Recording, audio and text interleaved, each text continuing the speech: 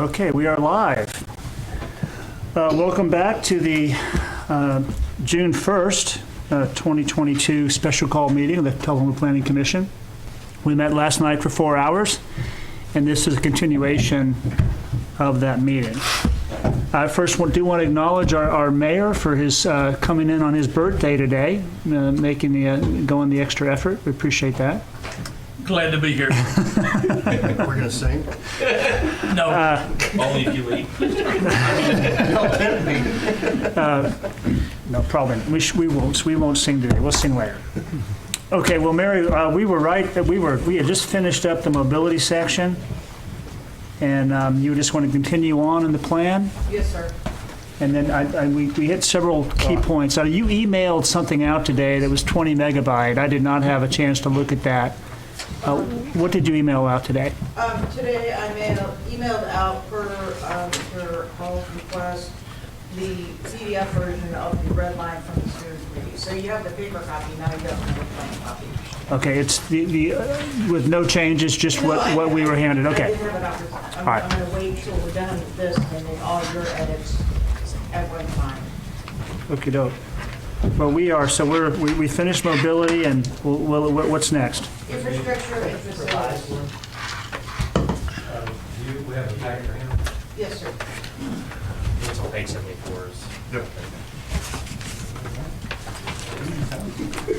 We are beginning on page 74. Okay. Can't miss it. This section, gentlemen, is infrastructure and facilities. Again, as the format I did last night, I will solicit any comments from you. Page 74 is just talking about the existing infrastructure for sewer, water, electricity, gas, telecommunications. Just a lot of language in here about continue to coordinate with the utilities, continue to support extension of utilities as appropriate for those, that kind of language. Any comments on that?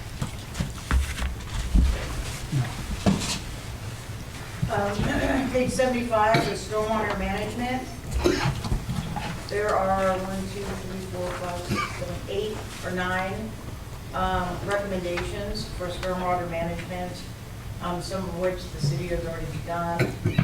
Examples are expand city stormwater inspections, consider upgrading existing city retention, detention facilities,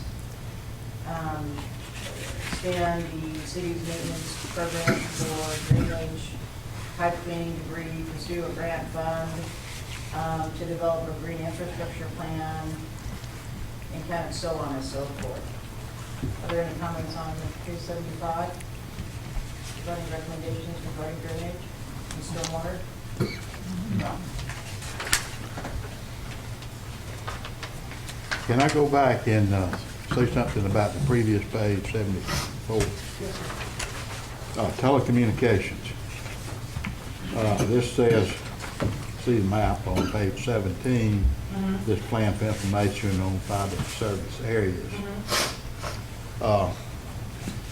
Tullahoma is fortunate to be well served in that area.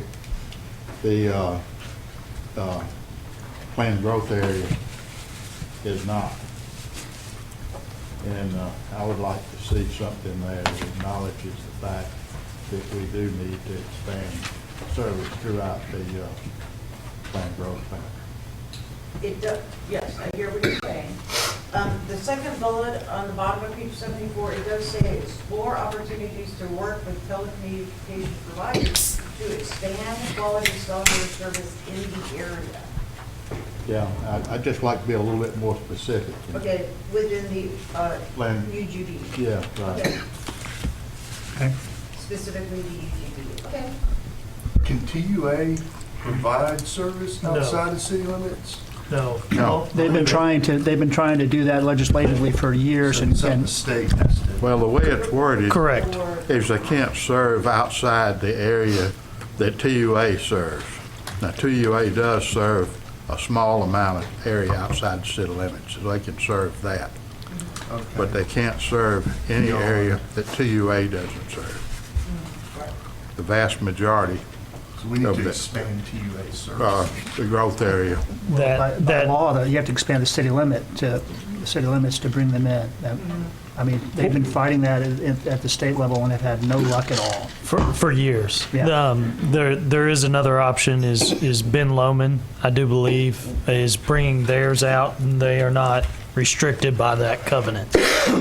That's true. They have a statewide license. Correct. And so that would probably be a faster, easier way to look at that than Well, going through a couple other TUA. things moving too.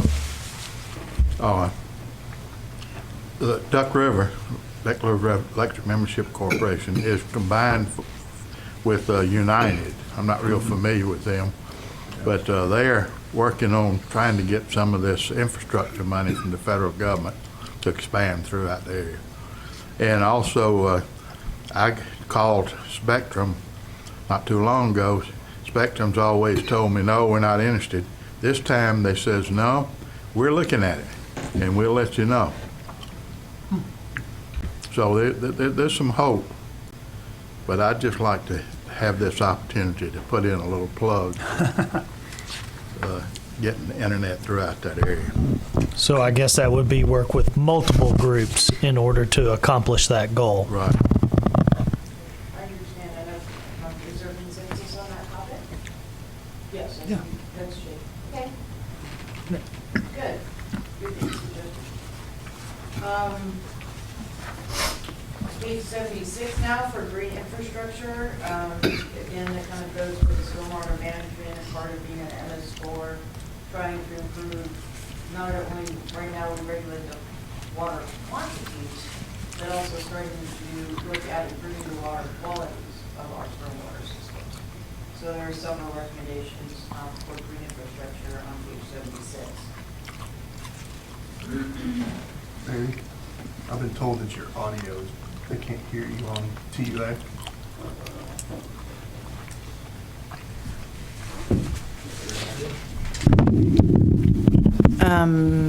How's this? This should be better. Okay, thank you, Chris. Thank you, Mr. Berry. Facilities on page 76, these are typically city facilities, improvements and upgrades to school systems, schools. These are projects that are already in the work based on the existing development in the city as well as anticipated growth that we'll see with the added intensity and density per the place types map. So there's several school improvements proposed, emergency services proposed. As an example, explore the feasibility of a third fire station. That would be probably warranted given the increased anticipated development, as I said, with the residential expansion per the place types map. Cultural venues, and then just other facilities, being city facilities, renovating City Hall, et cetera, et cetera. Any comments on page 76? What's the replacement of Tullahoma High School? Is that moving it, or is that just leveling and rebuilding? I believe the school board has had discussions about upgrading it, rebuilding it, just the beginning stages of that discussion, just purely based on the year of the building. how old the Okay. building is. I mean, it's enough. The school board did a large study last year, evaluated all their buildings, and the consultants came back and said, hey, it might be time to kind of evaluate whether or not we need to replace or renovate, et cetera, at the high school. It's in a very centrally located location now. I'd hate for it to end up like West Middle School and out in the middle of nowhere. I don't think there's any discussion Okay. to that extent. Just kind of. Yeah. Okay, anything else? Yeah, a couple of real. And I know that they're just recommendations, but a new library down, we're a pretty small town. I don't see having two. Would that be city-funded libraries? It Same could with be the City, county, amphitheater. that was something that came through the public comments. There were members of the public that wanted a new library, so they included it. So my assumption is that you're talking about moving the library with that. No, not necessarily. It's Or a just, new- again, Wouldn't these have are, two libraries. remember, these are It just says kind of new. broad topics to discuss. There was interest in a new library, so perhaps a second library downtown, perhaps expanding the existing one. That was just something that, again, all of these facilities either came from the departments that work in these facilities, the fire department, the library services, the parks department, or they came from the public. There's things that they're interested in. So that's why the consultants incorporated these elements into the facilities plan. I would just say, if we're looking for, I wouldn't want to see the city invest in a new library or get into the amphitheater business. If a private, and I know we've had some of those conversations, if a private entity wanted to buy, trade, or that's where I think I've seen people do it. But we do have, and we're about to spend a lot of money at South Jackson, at that venue for outdoors. So if this was kind of something for us to lay out for the future, those are two things that I would want to say I don't think I would support. Yeah, this doesn't imply city funded. It's just, it's kind of an idea. Right. Okay, that I guess is a better, Yeah, we don't better have to question. do these. These are just, Okay. again, proposed anticipated facilities or studies or elements that the public or the different departments or administration kind of wants us to start thinking about and studying over the next 20 years. Let me say it like that. Okay. I know there's talk of an Air Force museum in the city limits too, and that's Right. not captured here. Maybe we should add that. There's the City Museum. Are you talking about the Innovation Center? Yeah, We haven't gotten to that part. Okay, that's in here? Okay. It's on the Economic Development section. Okay, sounds good.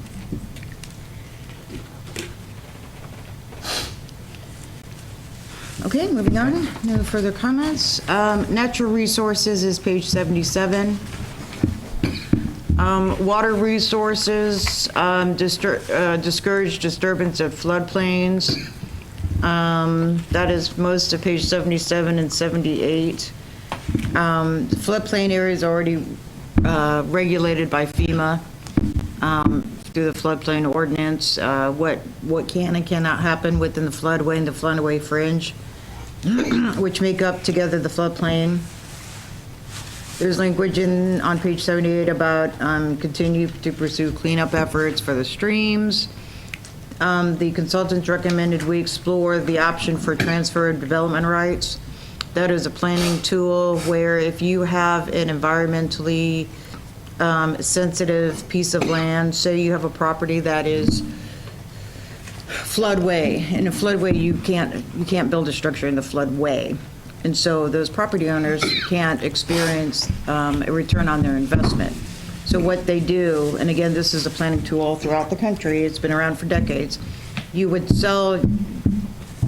sell your density to a developer at a different location. So the city would designate, and again, this is just exploring the idea of transfer of development rights. We would designate areas that are in the floodway as sending sites, and then we would designate areas that we want to see increased density, perhaps the polka dot areas, as you know, we referred to last night, as receiving sites. So if I own a piece of property and the entire thing is basically a wetland, I have a piece of property that I basically, in layman's term, can't do anything with. So I bought this property and now I'm stuck with it. I can actually capture some revenue or some money off of that by selling the development rights to another location. So if I had an acre of land that's all wetland, I could sell the development rights for those 4 dwelling units. I could build there, put those 4 dwelling units into a receiving site in another location of town that's more suitable for the development. That's easier enough to explain. So there was, for the entire floodplain, there was a discussion of the steering committees, the difference between the floodway fringe, that makes the floodplain. You can develop in the floodway fringe, and there was concern that a property owner today would sell development rights in the floodway fringe, and then years from now, a relative that inherited the property would have lost that right to further develop. So the steering committee refined it to just the floodway would be the potential sending sites. Who is, you say, who is selling the property? You're saying transfer to another, are they, So I have a piece of property that is basically a single, I have a wetland piece of property. But for zoning, I have the right to develop 4 houses. But because of the environmental constraints, I can't really do it because the environmental law says no, you can't build anything. So I'm out. So I can't do, because of that environmental constraint, I can't really experience develop on my property. So you say, I'm developing a subdivision, by right, I only get 20 units for my development based on my 5 acres, say. You would give me money for my 4 units, and my 4 units would go to your development. So instead of 20 units, you could have 24. So you could further have So a then I further get- I get density. a- You increase the I get density. a, return on my investment of the property that I bought, which is basically, right. So it's a way for, as I said, people that have properties that unfortunately, when they bought it 50 years ago, there maybe weren't floodplain regulations or wetland regulations, there weren't other regulations. But as things evolve over time, they now have a piece of property that they can't be with. And so it's an opportunity for them to get some return on that investment. so While at the they're, same time giving up, creating the mechanism, creates an incentive for developers to purchase those developments because they get those rooftops in a more suitable location. so they're transferring that to us, and in exchange, we're saying, okay, instead of minimum lot of 12.5, you can have a minimum lot of Well, it's 10, or is it just? It's number, this is just the broad strokes of it. There's a whole program that we set up, and you track it. But in essence, that's what it is. You record the miscellaneous, but yeah. If you transfer it to us, we'll let you build more. Well, they get to increase their density on these other properties. That's the So- incentive. Okay. I know there's several properties in Tullahoma that would I know fit. several. I mean, that are I know- undevelopable. Yeah, several properties that they're basic, it's a wetland. Yeah. Okay. So you like the idea of exploring that as an option? Yeah, that's the Whitman Bank, yeah. Okay, trees. Required street trees as part of the city subdivision regulations. Currently, right now, there's no requirements for street trees for subdivisions.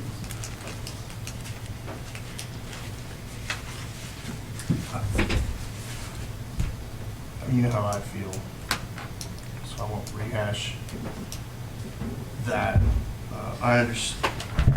Again, this is just you're not talking about how much spacing or how.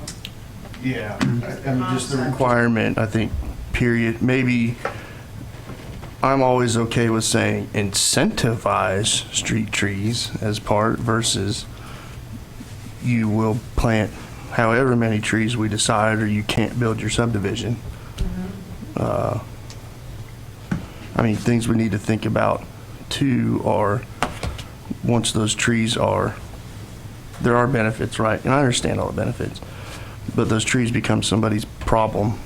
I had somebody talk to me not long ago. They got a giant oak that they feel is going to fall on their house, but the tree board won't let them take it down. That's a problem. And they dig up streets and lines, and I guess the heart of it is, I don't support requiring that to build your subdivision. But if we looked at something that said, if you do X amount of trees, then we'll let you do this. What would it incentivize? Yeah, what would that look like? How would we put that in a generic idea form here? I mean, just say, look for ways to incentivize street trees as part of the city's subdivision regulations, and then we explore that at a later time versus requiring it.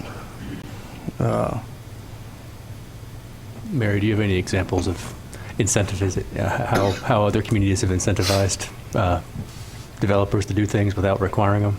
I'm a strong proponent for requiring it, but I'm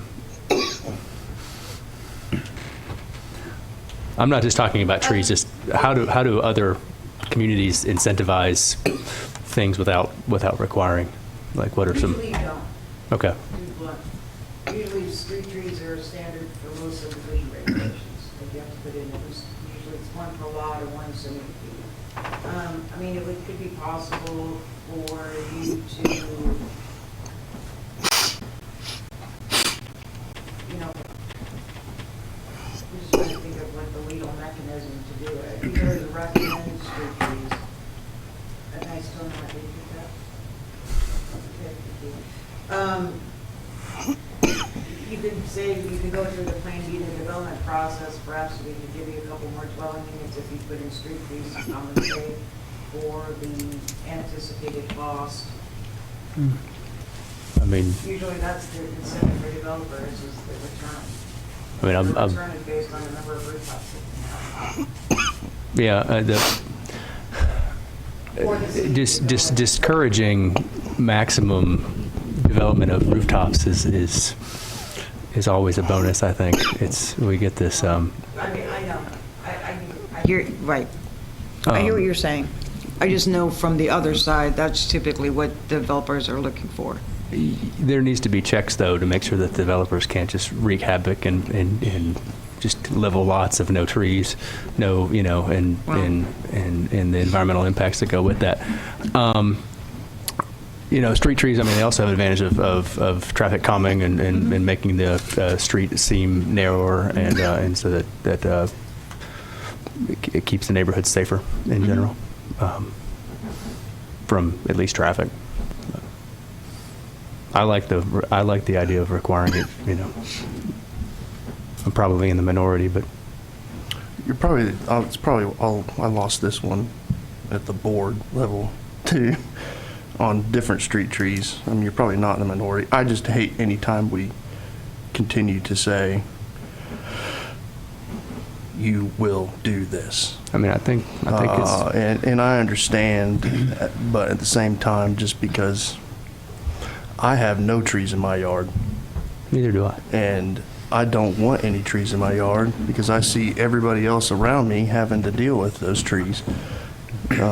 So I wouldn't live in a place that had trees all over. And, you know, if I build a subdivision and I want trees in there, then I'll move to a subdivision that has trees everywhere. If I don't, then I won't. And if a developer builds a place that doesn't have trees and nobody's buying that house, then they'll go and put trees in, is kind of the way I see. I mean, I disagree with the fact that the free market will balance itself without some kind of drive. The government is positioned. You know, we're in a position to force people to do things. not force, but just to protect the natural resources and to make sure that the land isn't overdeveloped and is we're good stewards. And those restrictions need to be there because otherwise you're just going to have fields of houses that would look like Las Vegas. Mary, I think one of the things that's worth mentioning is that the Walker Collaborative Group did a great job of capturing the mood of the city for many things. Right. As to what the majority of those respondents wanted to see in the plan. And that's what they captured in this plan. Correct. And I agree, there may be some that don't like everything that's in this plan. Some may not like trees, some may like trees. But as far as the plan goes for the city, I think that we have to look at what's come out of the input from the surveys that went out, what's come out of the recommendations from the planning group, and what's gone through the steering committee. And for us to come here and say we want to avoid that, we better be careful of how much we avoid. There may be a way to have, say, a minimum number of trees, or some way to accommodate what Alderman Berry's saying, is not make it completely mandatory, but if we don't make it mandatory, then we've negated what we put in the plan. Yeah. Well, I mean, you could certainly, it's, it's strong language to have the word require in a plan, because the plan isn't the law. It's the zoning code is the law, so that's where the language like require and shall and must, it should be really in the zoning requirements. So I would feel comfortable saying recommend street trees as part of the city subdivision regulation. All that would do, it's the same intent, that would spur that designates me when I start redoing the landscaping ordinance and the subdivision ordinance to look at street trees and then bring the specifics to the planning commission. That just signals bringing that topic up for further debate as to the specifications in the subdivision regulations. So recommend instead of require. I like that. And I think that this requires same more end time result. to discuss because as we've discussed with trees before, what type of trees, what Right. size of trees, what distance of trees, that's something that we're not going to decide tonight. And that's something that we do in a regular board. And realistically, Mary, you come up with a suggestion and we go from there. So I think suggest or recommend is a great wordage to put there instead of require. To further further the the specifics discussion. of the conversations later. Right. Or even, I mean, to Paul's point, I get and I understand all the argument. Maybe stronger than just recommend, maybe encourage. I mean, that's why I kind of started with encourage or incentivize, because then that kind of gives you direction to say, to go through and say, all right, we're Okay. gonna, instead of just saying, we'd like you to do this, then on your end, do some research maybe on what can we offer. Maybe it's expedited permitting or, you know, something there to say, hey, we really would love this. Okay. So I'm going to change it to recommend instead of require. Does that make sense? What about encourage, right, rather than? Okay, rather than- encourage, recommend. Well, as Alderman Bear said, encourage is a stronger word, I think, Okay. than recommend. Okay. Okay, good. Next topic, consider adopting a tree preservation ordinance. Again, it's kind of trigger language. This is saying that in the near future, staff should look at a tree preservation ordinance, the pros, cons, lay all that out to the public and the planning commission and have that discussion. I see this as potentially really limiting the development of property. I don't know what trees are considered more valuable than other trees, but I don't know. How would a developer go through this process? Does he have to hire a consultant of some sort? No. How would that Well, work? I mean, again, we're not adopting the actual, Right. and I'm not trying to be discouraging to any discussion. I'm just trying to make sure that we understand kind of the scale of this. This is just saying that we should think about Think about it.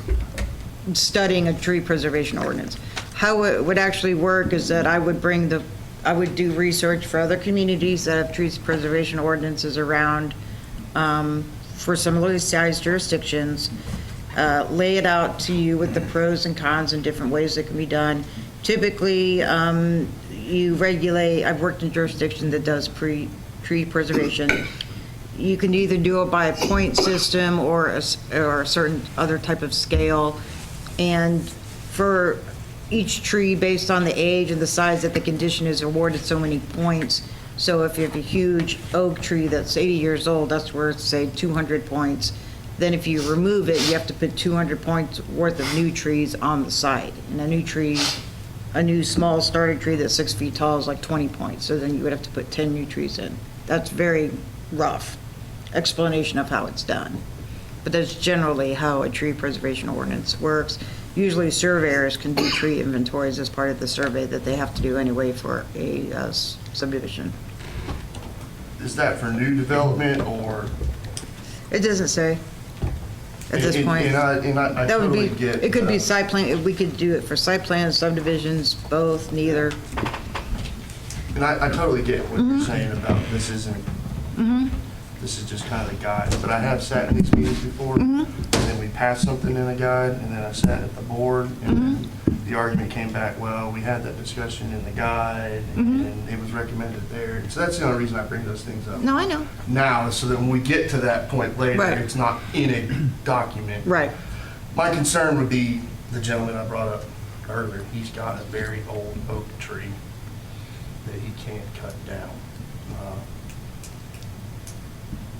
That problem. bothers me. I mean, if his That's a problem for me. house is potentially But that's- threatened by this tree. Or if he just doesn't want the tree in his yard anymore. I mean, What keeps him from cutting it down? he said the tree board said it's one of the older oak trees in Tullahoma and he can't cut it down. Is there an ordinance that supports that? No idea. I didn't think the But tree they- board had that kind of authority. I didn't think they did either, but I told him it's your property and left it at that. Yeah. I never asked, of course, I don't live in the city now, but I did for many years. I Yeah. never asked anybody if I could cut down a tree. I wouldn't either, but that would be my only concern on something like that in there. I may not be here in 2 months when this all comes back up. So I do want to get that out now, is to think about things and to tell him, hey, you can cut this giant oak down, but you need to plant 20 trees on your property. Let's, I guess, leave this So is it as, we're something just that going to the consider planning this. commission would even consider? This is for something to consider, so we don't need to change anything on it right now. Okay. It's going to have to go through a long process to be approved. Okay. The next page, 79 and 80, and 79 and 80 are talking, again, along similar, same vein, kind of considering exploring local historic preservation designations. Again, this came from none of these topics came directly from the consultants. This all came from feedback from the public and the surveys and the charrettes. There are portions of the residents of Tullahoma that are interested in historic preservation. There was historic preservation ordinance adopted recently, but no properties were designated. So the historic preservation ordinance is just kind of sitting there in the code. So this would be direction for the city to start exploring that possibility of doing the local historic designations in historic districts. And paying for them? And paying for them? Who pays? Who pays for? The historic preservation. And I'm not understanding what you're saying. Well, if you've got an old building, it's going to require a whole lot of maintenance.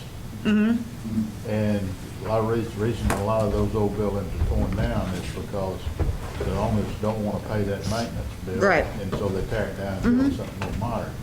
Right. So if they're going to require you not to take it down, my question is, who's going to pay the maintenance? Right, it would be the property owners. Well, I don't agree with that. Now, I think we should encourage people to preserve like historic properties. But I don't think you can require them to do it. For example, one of the things that a historical piece of property that I regret having been torn down was the old King Hotel. I thought that was a beautiful and historic building, and part of Tullahoma's history is a resort area along the railroad track. But the problem is, they couldn't afford to keep it up, so they tore it down. Now, if some historical group wants to buy it and maintain it, which frequently happens on those kind of things, that's great. Well, I mean, there is this, if this language left in there, that we would explore the possibility of creating local historic districts, and there's language about promoting different ways to assist in the private property owners to upgrade and restore those buildings. As example, it says on page 80, you consider payments, a pilot program for historic buildings. There are certain grants you can get. There's investment tax credits you can get if you're part of a historic preservation certified local government program. See, that leads to my question, are they recommending that the city maintain those? That happens sometimes. In Etowah, they have a very unique train depot there that was built because that was a planned city many years ago, and it's a much bigger depot than a normal city that size would have. So because of its historical value, the city bought it and may maintain it as a museum. But is that the kind of thing that we're recommending? No. All it's saying is explore the designation of historic districts. So kind of how we just did with the tree preservation, these 2 pages are saying a lot of the public is interested in exploring historic designations in historic districts. And here are some tools that you can do it. Private organizations to buy those properties and restore them and maintain them. And the maintenance bill on those old buildings is high. Correct. So the question is do you want to keep the language in the plan about exploring the possibility of establishing local historic districts? I'm okay with that, but minus the regulating. And I understand that 1,000 or so people in the surveys maybe said that they wanted historical district. Have we talked to the people that actually, to his point, the people that actually own those properties and are going to be responsible, or they're going to be regulated on whether or not they want to, because, I mean, I'm going to continue to always go back to, it's your property. I mean, would that not be, if that did come up for consideration to establish, I mean, that would be part of the establishment, would be to, gather input from the property owners themselves. Yes. I would hope so, but there's a lot of times we count on people showing up, but they don't. I mean, I've been through this where, that would be my only, I don't like the regulating. Well, can you designate someone's home as a historic district without their permission? Yes. Yeah, that would, you could be imposing a lot of burden upon them. Yeah. But again, we're not establishing historic districts Right. with this plan. Just to be considered, right. Okay. I mean, if it's in part of the plan that we're going to look at adopting later, I would still say I am not for the city looking at saying you have to do it at all, period. I'd like the incentivization. We'll incentivize you to do it. But as far as this plan or any other plan goes, no, I don't think the city should explore the possibility of enforcing a historical zone. And if that's what this is saying, is should the city explore that possibility, then I would say no to that. Is that what we're looking at? Is this is to recommend the city to explore? Yeah, I mean, that's what 79 and 80, it goes, and I mean, there's much more detail on these pages. Yeah. I mean, so I would say no. I would say strike You can the establish a historic district without. telling people that they can't tear down a building within that historic. Yeah. So I would just take that language out. The regulation and anything to do with. And that's Without something for us to 100%. discuss at a later time. Is that correct, Mary? if you want to, or if basically you have no interest in even discussing local historic preservation, then it should be removed from the plan. Because then there would be some, if it's in the plan, it's telling staff and the city to start working on having public meetings with property owners, again, weighing out the pros and cons, doing a study, doing educational meetings, looking at tax incentives and becoming a certified local government. I've gone through this exercise in a different small town that I worked in Florida, where we contacted all the property owners, weighed out the pros and cons of historic preservation, established the design guidelines, and went through the whole process to see the level of interest. I think that's worth a discussion. I agree. I think it needs to stay on the table. I mean, we already have 2 small districts in Tullahoma, if I read this right. National districts. Those are national. Those are different from locally designated Okay. districts. Okay.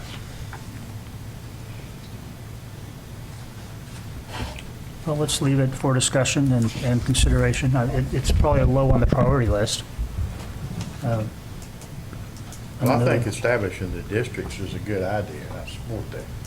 It's just a I regulation. just don't support being over restrictive in what you can do if you have a house in that historic district. Well, that's how you would draft that ordinance as to what that would look like, but for future discussion.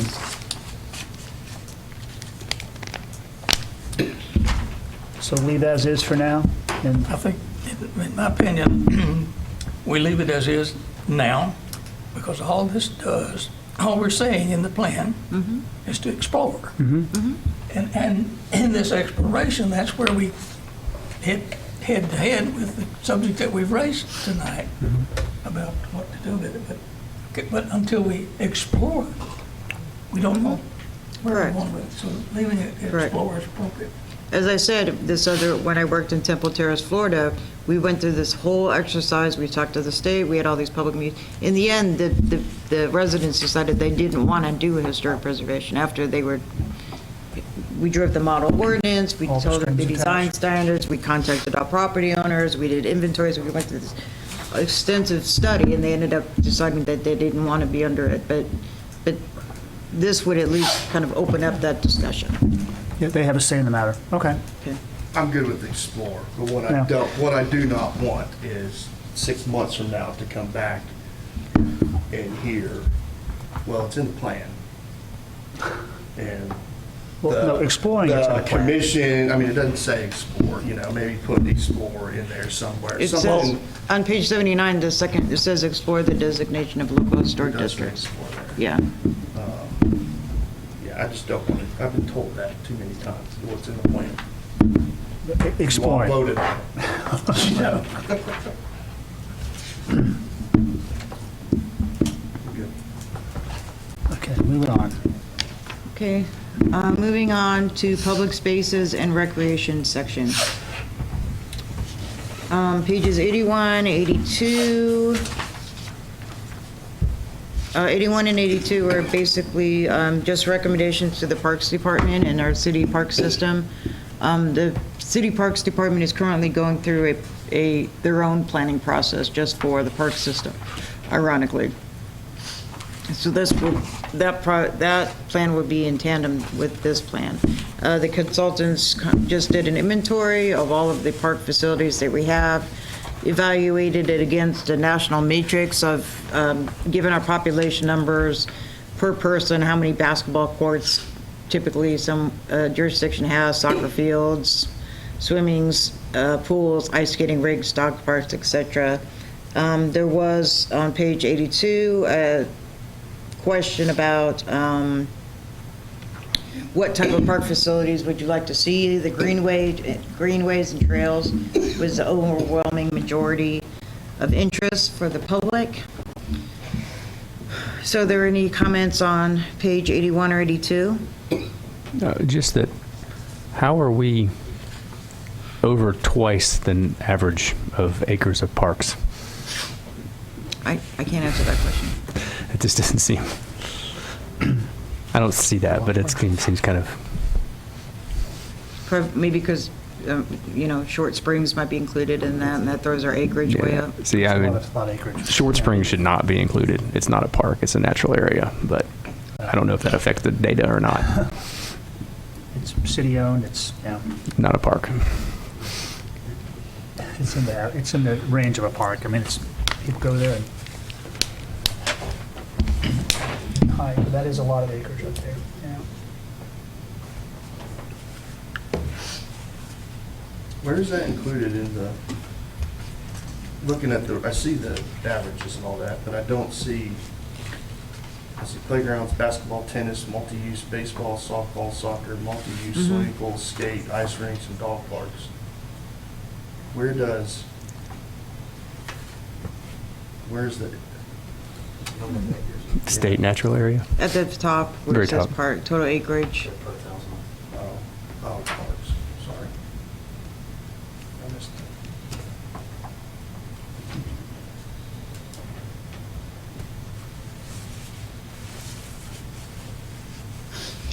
And no comments, okay. Moving on to page 83, Rock Creek Park. This is a concept that was brought up by the public for creating a potential new community park or green space.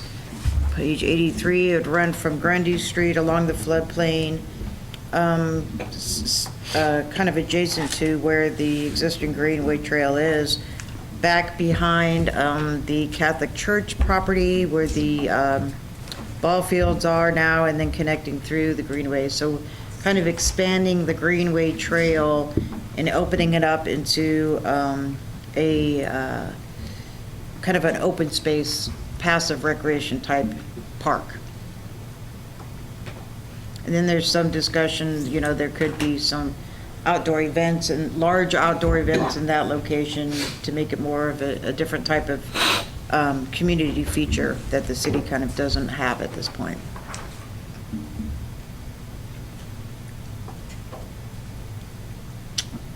I assume that's all privately owned right now? Yes.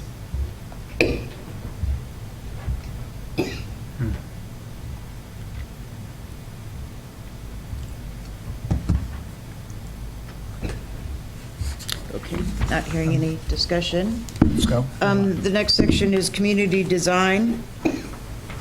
This is kind of going into recommended design guidelines for the different types of place types that we visited last night in the place type sections.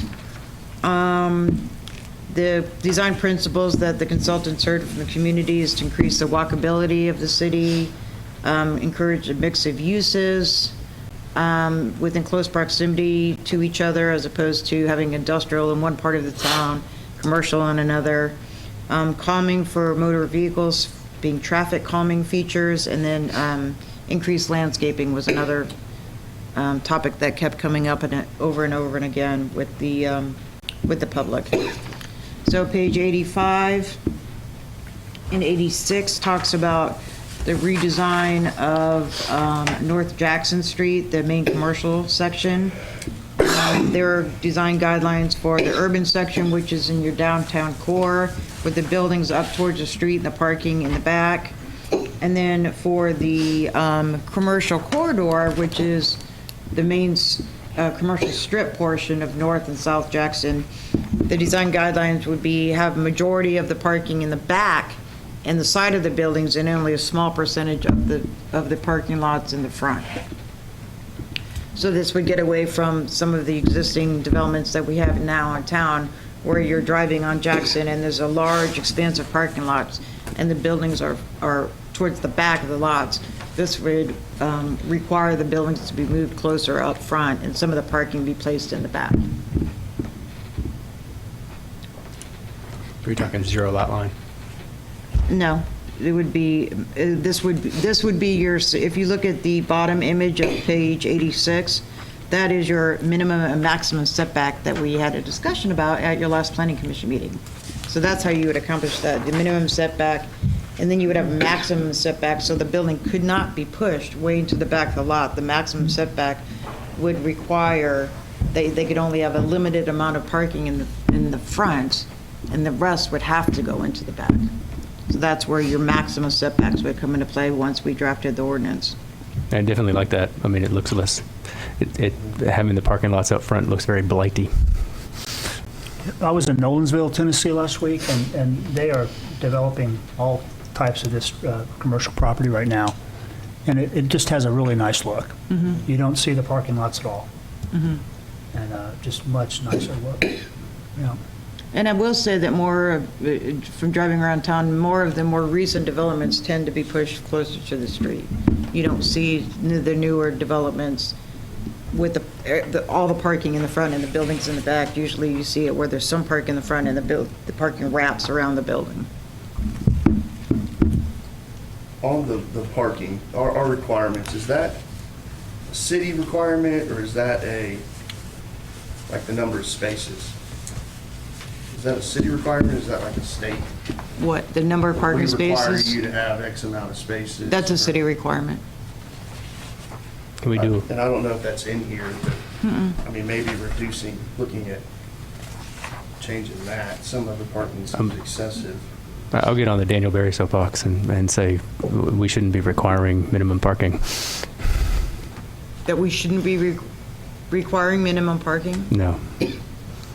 Let them develop how they want. If they don't want cars there, don't put them there. I mean, it would be a poor business decision. But I could see maybe looking at, I mean, yeah, in all seriousness, I mean, the lot at Walmart, is that driven by minimum parking requirements?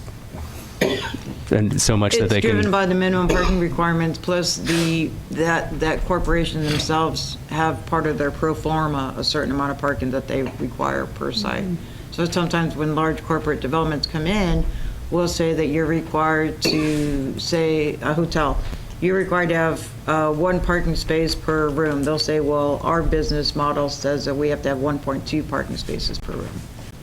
So that's sometimes why you see these really large parking lots. It's not necessarily the jurisdiction's requirement, it's the company's internal standards. Yeah, I mean, I would. That's where you get that's what Walmart is. They have a very high parking standard. If we can discourage parking lots that are large enough to have firework tents, would be very nice. Now, we can, some jurisdictions, and I think that they're looking at this as part of the Stormwater Code revisions, where you can set minimum parking and maximum parking. Saying you have to have a certain amount of on-street parking. So for an office building of 1,000 square feet, you could say you have to have 2 parking space minimum, but 10 maximum. But this isn't talking about number of parking spaces. This is just generally the general location of the parking spaces. So, Go ahead. so we're recommending, sounds like, the discussion of a maximum and a minimum. Of course, we have a minimum right now, parking spots, correct? No, the plan doesn't talk about, that's just something that you But guys we- brought up, the minimum and maximum number of parking spaces. Can we What put this that is in? doing is saying when parking lots are laid out, how they should be laid out, not how many spaces. can we include a discussion over? Yeah. If we're talking about laying it out, that would include the number of, because I do see, I hate regulating, but I am gonna say, I like having a maximum, because that does go into the stormwater issues that we have. They look bad. The number of calls I get about the Walmart pothole that isn't our deal. But they look bad, even if they're behind. I added that in, discussion of maximum parking spaces. Yeah. Okay, that's a good Maybe point. disincentivizing huge lots by, hey, if you have over X amount of surface area, there's a stormwater fee. Now, I think that might have been discussed somewhere else. What can we do to better encourage traffic calming? Enhanced street crossings is here, but there's no safe place to cross Jackson Street between Grundy Street and Shelbyville. At the high school, right? I believe there was discussion about intersection improvements in the mobility section we did last night. Okay. There were certain intersections that we're going to look at traffic signal warrants. So you have to do a traffic signal study to see if there's enough trips going through the intersection, what the turn movements are in pedestrian activity to look at better crossings. So we're kind of already looking at those intersection improvements. And then also part of the American Rescue Fund money for the North Jackson Street improvements, we are going to be requesting at least a pedestrian crossing across North Jackson at the high school. Elevated? No, Okay, good. no. Will it be, is it going to be like Cedar Lane? Is what going to be like Cedar Lane? There's a crosswalk on Cedar Lane in the middle of nowhere. It's a waste of paint. No, this will be a fully functional. crosswalk. I will TDOT will have to approve it. I will take back my statement. There's a safe crossing at Publix. However, there's no good sidewalk to get there, so it's kind of moot.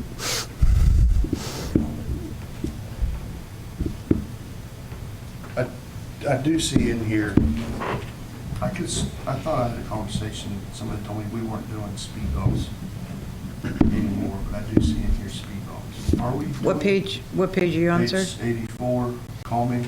Okay. And I term don't traffic remember calm- where that came from, but in the back of my head, I remember somebody saying we weren't doing speed bumps. Sometimes that's all you can do. I know they're out on I'm pro Hickory. speed bump, I would love one. in my neighborhood. We need more. There's places we need them. But is that something that, I don't know where I got that. Did I get that from? It's on page, I see it in here, but I thought somebody had told me, because I asked about Is it in some the speed comments? bumps, and they said, Well, we have them now. I mean, I think there's nothing, yeah, they should be on the table for sure as an option. I'm definitely pro speed bump. Yeah. Minus the fire trucks. Yeah, I think I did see something. I had seen that, somebody told me we weren't doing, that's the only reason I brought Is it that up. in the newspaper? Okay. never mind. anything else on this section, please? Good? No. Okay. Let's move to page 87, new housing developments. There's discussion about location for downtown housing, that they should be integrated into existing buildings on perhaps second or third floors where the parking would be located. There's discussion about, and they provided an example of what a mixed-use project could look like across from the police station on Grundy. On page 87, the two exhibits, one with townhomes, and then one with the mixed-use product where there's some office or commercial with some townhome developments. And then there's a rendering on page 88 that shows you from the first floor on the commercial space, if it was a restaurant, and then the townhomes that would be beside it, kind of like what that would look like. And then also in the picture, you can see in the back, this would be that Rock Creek Park that we just talked about in this specific location, where it'd be kind of a passive, large recreation gathering space. So any comments on those two pages? Okay. Downtown development. There's a very large interest from the public to expand on the recent activities of downtown as far as stimulating increased interest and activity downtown, commercial development, filling vacant buildings, doing streetscape improvements, similar to what was just completed on Lincoln in the last couple of years. The questionnaire asks, what do you want to see downtown? More improved dining and shopping, convenient parking, public gathering spaces. So this all came directly from the public. So on page 90, they talk about establishing a downtown revitalization entity to look at either a Main Street program or a similar entity to look at funding sources for downtown, improvements for downtown, and establishing an annual work plan. It designates on page 91 design options and funding sources to help the local businesses in the downtown properties with upgrades to their buildings, possibly historic designations again. Streetscape improvements along Atlantic. The proposed improvements for downtown would be, if you remember from last night, our downtown core, on page 92, they're saying explore their option of how there's parking in the CSX property on northwest and southwest Atlantic on either side of Lincoln, explore expanding that to the other side of Grundy Street and perhaps on the other side of Lauderdale as well. Again, based on the survey that we looked at on page 90 for a need for more convenient parking. A new public space was on page 92, and the images of that are on page 93. there was quite a bit of discussion from the public about a strong desire to have a downtown gathering space immediately downtown. The public's aware and the consultants were aware of all the good activity that happens at South Jackson Street, South Jackson Center, rather.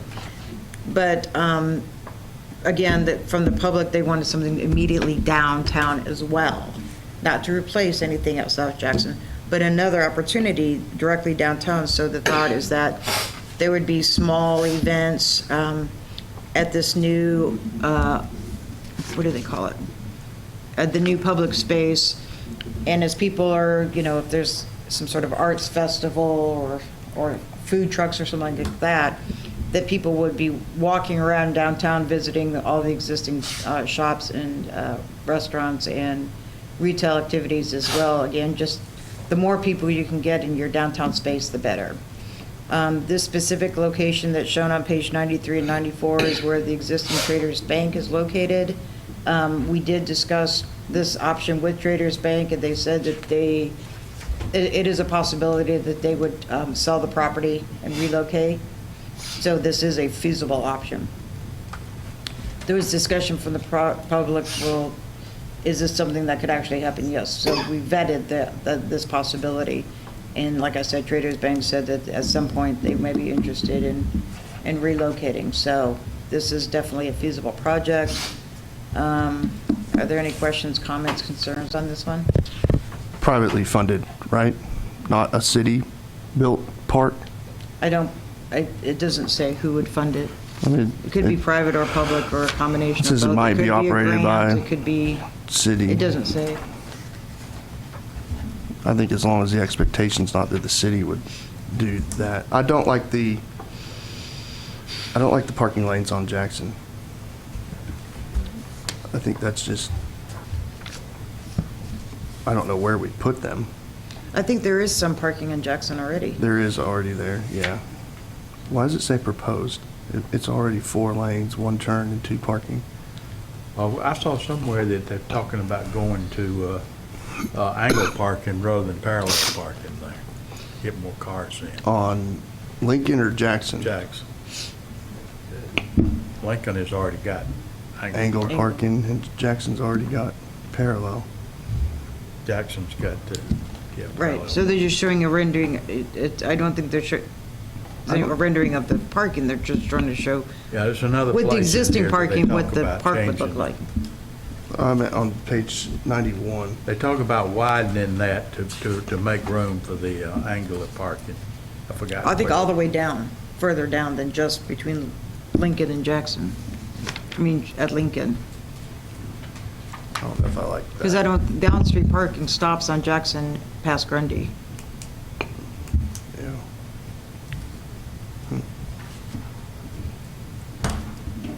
Yeah, I guess maybe that's what they're talking about. That'd be the only 2 comments there. I don't think the city needs to invest in that. It'd be an expensive piece of property. I don't know how a developer would do it. I don't know how they'd get a return on that investment, but, it's an idea. Traders Bank would have to be given, a good location to move to. Yeah, I almost think it would have to be city property. And Yeah. The city- That's my That would only, be this, I mean, the city's, a chunk of change. Yeah. I wouldn't like it in there, and I know that this is just a thing to talk about. But invariably, somebody will come back and say, like at Johnson Lane and other places, you guys put it in a plan, when is it coming? That's the only, that's my caution there. Winston, do you know what happened here? I mean, I mean, it is my experience that it's certainly possible for these to be privately funded. is it They're like event you would, spaces. okay. Yes. That would be You would have to, right. I would support well- that, but I wouldn't want us to. You would, compete, your so. entity, your Renaissance Festival, the Middle Tennessee Arts Council would pay to rent the space to have an arts festival there. a band, Mary's jazz band, is going to play there, and we would sell tickets, and we would collect the money. Okay. And you would see, and then I would give you, Okay. we would rent the space. So private entities do own, it is an option for private entities to own a space like this. So it wouldn't have to be a city park. I mean, I commented yesterday about I thought that the crossing right away across Jackson is too far to encourage people to actually move around downtown without driving their car. So I just put forth that comment, but it would be really nice to see that neck down to where traffic wasn't moving at more than about 15 miles an hour through the downtown area. It would encourage the street parking, would encourage that, some street trees, get rid of the center lane, things like that. I mean, I don't think I'm going to get consensus, but it would be very helpful in the appeal of downtown to get rid of the highway look. Well, that would require building a way around downtown for a lot of traffic. If you did that, Not really. I mean, You would you've got have a to lot of You would have industry. to find a new truck route. Yes, me included. We have a lot of trucks that go down that road, and that's a very important road for the infrastructure of this city. And you will have to build a way around downtown for large trucks, for businesses that will not slow them down. Well, the will not slow is the problem. It'd have to be one that was almost the same distance too. If it was 10 miles further to go around town.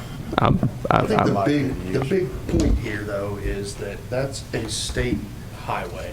Yeah. You're never going to get the state of Tennessee to come in and say, we're going to limit this to 15 miles an hour, we're going to cut out a turning lane. Some of the things that she had said yesterday is they have guidelines that they have to go by with their turning lanes, with the widths of the roads, and from curb to property, we can do things about, but when it comes to the road itself, we can wish all we want.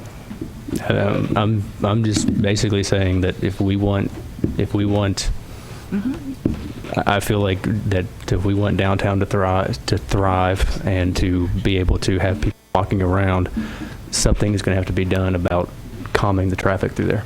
And I I mean, don't disagree. if it slows semi-trucks I don't down. disagree with that, but you know, there's virtually no way to go from Winchester to Shelbyville, Yeah. or you know, one side of Tullahoma to the other right now, effectively. And a lot of that's going to come down to a GPS. A truck driver is going to put a GPS in how do I go from Chattanooga to Jack Daniels in a truck, or There's- Nashville to Jack Daniels, or wherever they may be going. If it takes them down that route, that is exactly where they're going to go. I mean, So that works with the state and Waze and Google. So that's all to take into consideration. I'm not saying that it's a bad idea, but I'm just saying that you're going to take a lot of money and infrastructure to change the flow of traffic through downtown. But I think it's a good idea to look at it. We could look at it maybe a little bit differently too, though.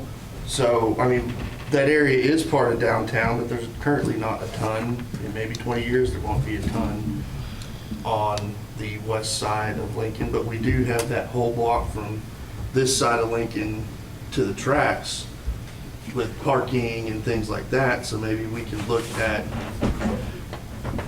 however we're building or however we're planning to encourage the growth over to that side where we do control Atlantic Street. We can do things there versus something that we just don't have any control over, so we can encourage it on maybe the other side. I know that that's not ideal, but I don't think we just. I'm not advocating rerouting truck traffic. I'm not advocating finding a bypass. I'm just advocating to put some calming measures in there, some street trees and stuff to make sure that traffic is slow through there and that pedestrians and people can use the space as designed. It's, you know, it's a state highway, but we're treating it as a city street that is a source of commerce, not necessarily a source to get through. If you're concerned about the delay through there because you have to go 15 instead of 40, find another route. But if you want, if it takes you longer, then go 15. Can we change the speed limits on State highway? Jackson State Highway? I think that's a No. We can't. TDOT No. issue. State highway. Yeah. I mean, look, I'm not look- advocating So that. I think that what we're saying is it warrants discussion and looking at possible alterations of the current situation, right? I'm not even saying change the speed limit. I'm just saying make it to where you can't go 40 miles an hour.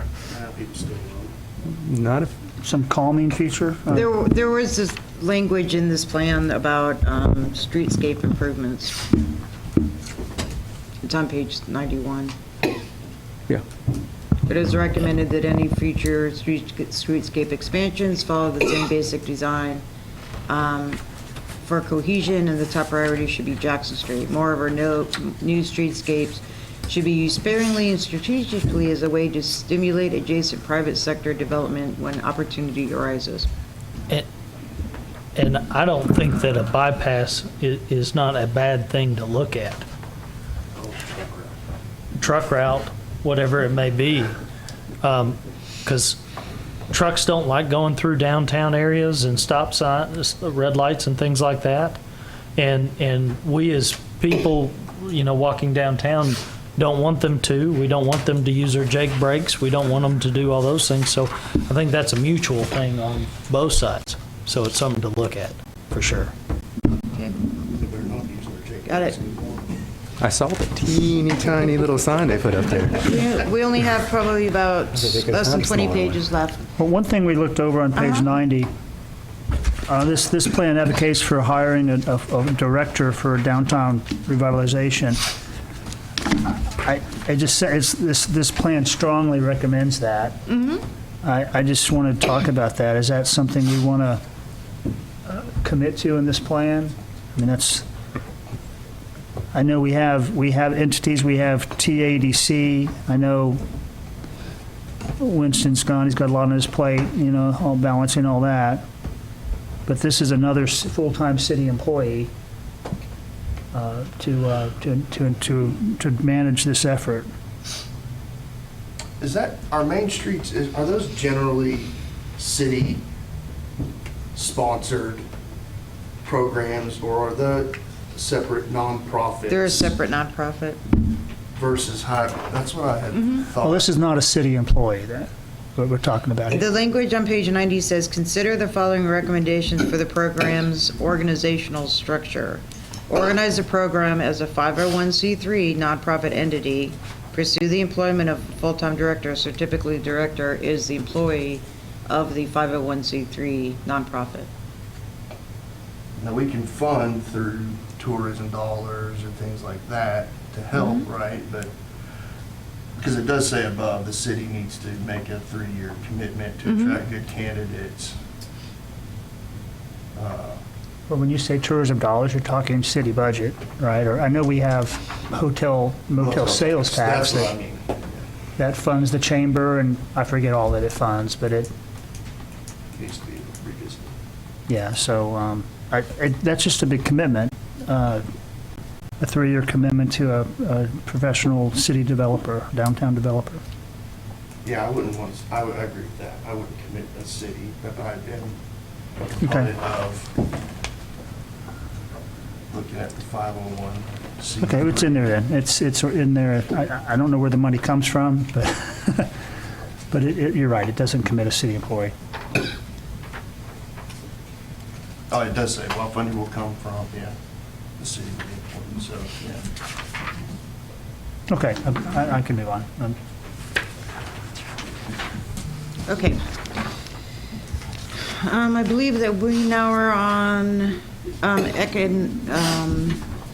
There are some recommendations and some policy statements about increasing the economic vitality and promotion of downtown retail spaces. They would give some recommendations about some financial tools, promotion through digital media, promotional events, other strategies, conducting shop local campaigns, encouraging food trucks, etc. Are there any comments on pages 95 or 96? Meeting venue, again, if it's private, yes, not city. Yeah, there's in Appendix D of the plan, the economists, part of the consulting team, did a full events venue market analysis that we could hand to developers, saying, here's the market study for an event space.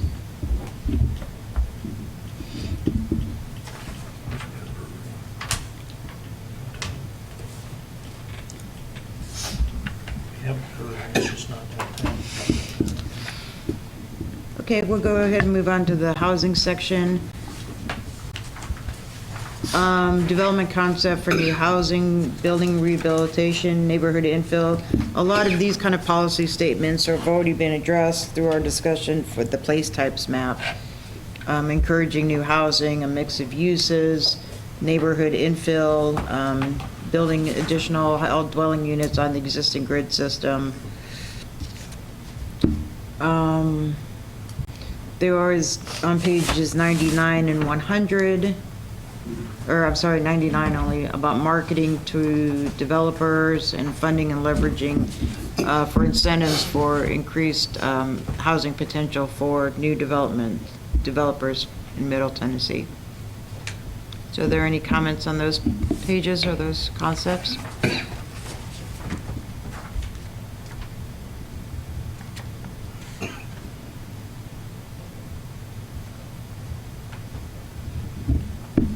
Anything? No, okay. Well, then, last section is economic development. A large portion of the economic development, as you know, we have TADC, will be facilitated through TADC. That organization has reviewed this comp plan and gone through it, because it's vital that the comprehensive planning document that has economic development strategies and goals and objectives are in line with TADC. So again, all economic development entities within the city are kind of working off of the same page, as it were. So there's discussion about economic development objectives.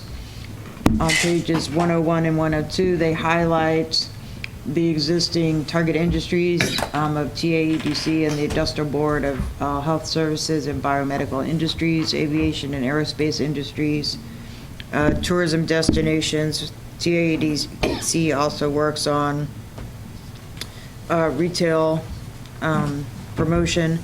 So there are some recommendations on how to improve and leverage the existing features that we already have in town, use that as leverage to promote increased capacities in these target industries. There is recommendations about doing inventory and assessment of existing sites and buildings, creating packets to hand to potential commercial and industrial developers, saying here's an inventory of our existing buildings, here's the conditions that we're in, looking at alternative funding sources, workforce housing, building rehabilitation and redevelopment district incentives. So there's quite a bit of language about just working off of the existing base of TADC and their goals and expanding it to increase the marketing of the economic development target industries. So no huge policy shifts with this plan from what has already been occurring in the economic development sector.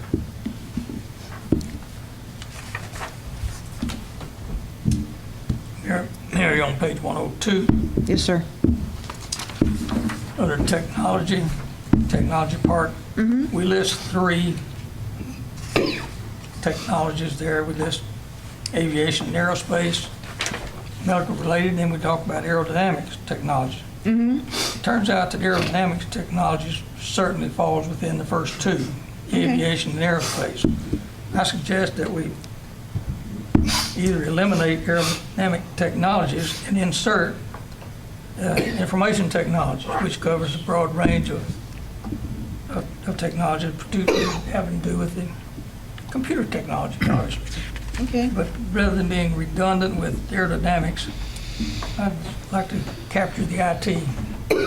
Okay. That's a good suggestion.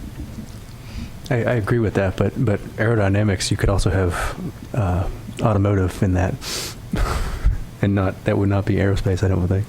But yeah, I agree with your comment for sure. I'm just thinking of what the intent of the aerodynamics was. I don't think we even have anything like that in Tullahoma that wouldn't be aerospace.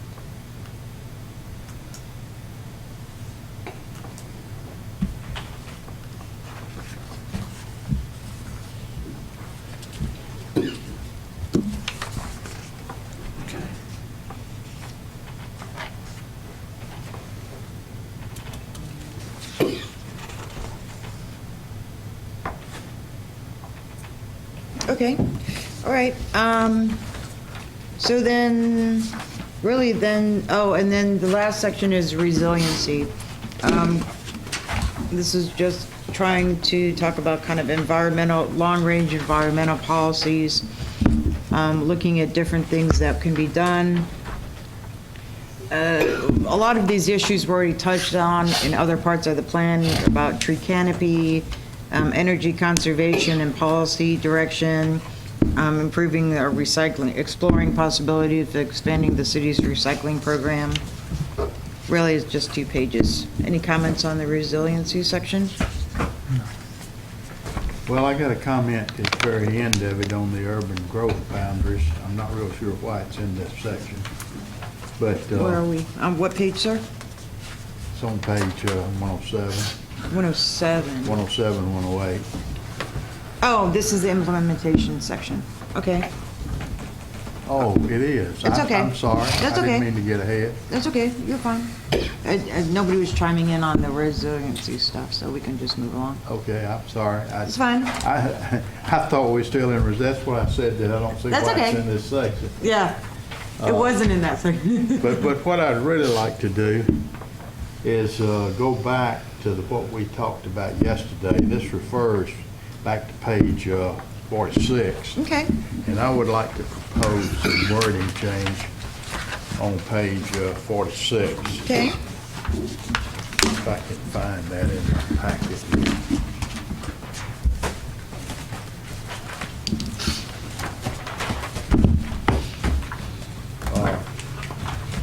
Okay, what this basically says is that if we have an annexation, well, first of all of the place type for rural, it states in here that all of that is the urban growth boundary. Correct.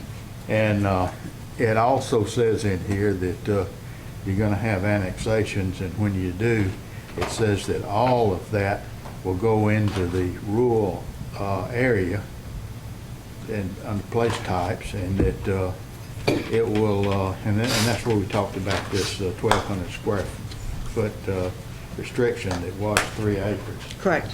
I think realistically, that's probably not going to happen. You aren't going to have probably a big annexation that covers, say, the majority of the urban growth boundaries. What you're more likely to have is something like the Hunter's Ridge thing, where you take a segment of that Right. and you bring that into the city. Right. And you don't put it into rural areas, you put it in the appropriate area for a subdivision of that type, I would think. Right, that's what that's saying. It's saying when small individual pieces of the urban growth boundary annex, then that small individual piece would go to the rural residential place type, and then we need to figure out, is it 3 acres, is it 12,000 square feet? Yeah, So but so the what- entire UGB isn't getting annexed at I one was going time. to propose a little bit different wording on that, and this would go in this section. It says locations here at the end of that. And it previously talked about the annexation and the fact that this is the areas in Crawford County and Franklin County outside the city is shown on this map. And what I would propose saying is when annexations occur, the default place type would be the rural areas. However, the Planning Commission may recommend placement of some or all of this area into other place types it deems appropriate. Okay. Because I think what you'd really do is pick out the appropriate place type and put it in. For example, in this 12,000 square foot, that's basically the same as our current R1. Correct. And you may want to have an R2 area, for example. Townhouses or this mixed-use thing that we talked about Correct. last time. So what I'm proposing is to put that word in that it says the default is to put it in there. But the Planning Commission will look at each individual case and place it as it deems most The Planning appropriate. Commission has that option. Yeah. Makes sense. That's typically how it's done. Yeah, I would think it'd be done that way. That's typically. But that's not most what plans. this says now. It's just- Right, I'm just saying most plans don't, when you annex the property, you take it on a case-by-case basis of, okay, now we have this new property in our jurisdiction, Right. And based on the sometimes surrounding it's land worse use than and the that pattern, what are we decision. gonna designate? You got It's not that. preordained usually. You got the opportunity to treat it on a case-by-case basis rather than. Okay. And, but the other thing I'm suggesting is down here where it says density and form. It says that this Tullahoma's rural areas have the lowest density with minimum lot sizes. It did say 3 acres, and that says 1,200 square feet. Well, it's no longer the lowest, it's tied with the lowest. So I'm proposing just to scratch that out. It doesn't make any difference where it says the lowest density. Just say the rural areas have minimum lot size of 12,000 square feet. Don't comment on whether it's lowest or highest or whatever. Okay. Okay. That's good. And do we agree with the 12, okay, and with the 12,000 square feet as the default? Yeah. Let me understand what he's saying. Just leave it as rural, right? And then they come to us, and if I like that, Yeah. couldn't we just scratch the whole density and form if it's already rural?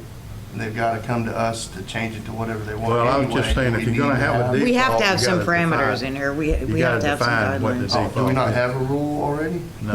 Now, No, this is it. And the other thing that I'm Yeah. thinking about in here is it struck out, and I can't remember whether it's here or over there in 107 or 108. No, it's here. It says they struck out before this meeting, the front sides and rear setbacks of the building should be at least 100 feet. 100 feet, I don't particularly like that, but there's a place out on Short Springs Road right now where they put in some new houses that we approved the amount of subdivision, but we didn't have anything to do with the setback. And the current setback of the county is 35 feet. And then the road, the right-of-way is 30 feet. So that means these houses can be built 50 feet from the center line of the road. And if you go out there and look at that, tight. it is an absolute mess. And they've got they don't have garages, but they've got a parking area in the front that's within that 50 feet. So if you park 2 cars in that 50 feet, You're right there. one of them sticking out in the street, and it just looks terrible. So I'm thinking some minimum setback in that area on the front. I'm not too much worried about the sides of the back, but I think we need to, and it's probably 200 feet is too much, but 35 feet is too little. I think we need to put something in there as a setback on the front. Perhaps we could just say with larger setbacks, and then once we go to the zoning code to create this zoning Well, if it district. stays in the default and it doesn't change, this is what it goes along with that 12,000 square feet. Okay, Put at least 50 feet, 75 feet would be better in my opinion. And in that rural setting, put that thing right on. And the other thing is, these roads are narrow. And you're probably gonna be in some time in the future thinking about widening those roads. Right. And if you So you start got- right. widening that road, and you've got houses set on a line 50 feet from the center line of the road, first thing you gotta do is move those houses. Right, right. So typically, yes, if you have a road that you anticipate widening, you do usually increase, either you establish the setback line from the proposed new right-of-way line, or you give them a large setback in anticipation of a 2-lane becoming a 4-lane, so you don't end up having to buy out all those houses through eminent domain or some other mechanism for said roadway improvement. Yeah. So I have a question of clarification there. On, when you bring in someone from the UGB, okay, most of that area has county zoning already associated to it. Correct. So would you not bring it in at the equivalent of what the county zoning would I be? thought about that too. That's another possibility. It's the county and the city zoning is pretty close from the standpoint of overall. There's some details that are different, but you talk about industrial or commercial lots. Right. Those are Not so much. similar. I'm not so much concerned about residential. Most reasons why people annex is residential. But yes, you are correct. For non-residential, they kind of shake out the same generally. But the main catalyst for people to annex into the city for residential so they can go into a zoning district for higher density, which isn't available in the county. So in the county, the smallest minimum lot size you can have for any house in Coffee County, you have to have 0.8 acres. To have the smallest lot, to have a house in Tullahoma is 7,500 square feet. So I guess really what I'm clarifying here is that you wouldn't bring something in, let's say a business wanted to come into the city, you wouldn't automatically make them residential. No, exactly. So that would be the case-by-case the way I'm basis. supposed to word it, they would automatically come in as this rural area. But the planning commission would look at each individual case and put it into whatever was most appropriate. If they didn't take any action, it'd come in on the deal. My only concern there is that would be, as a business, you wouldn't want, if you're already zoned one thing in the county, you wouldn't want to have to come in front of a group to be annexed into the city and possibly not get it. That's the exact same zoning inside the city limits. And then if you've already gone through the process and then you go up here and you don't get what you need to do your business, do you see what I'm getting at? Sort of. But per statute, annexations are initiated by the property owner. So whenever somebody is interested in annexing, we sit down with them and we explain the plan of service and how everything would lay it out and ask them what's their interest in annexing. An example of the lost property that we just had annexed, he wanted to subdivide this property, but he couldn't because he couldn't meet the zoning standards of the county. So I knew his end goal.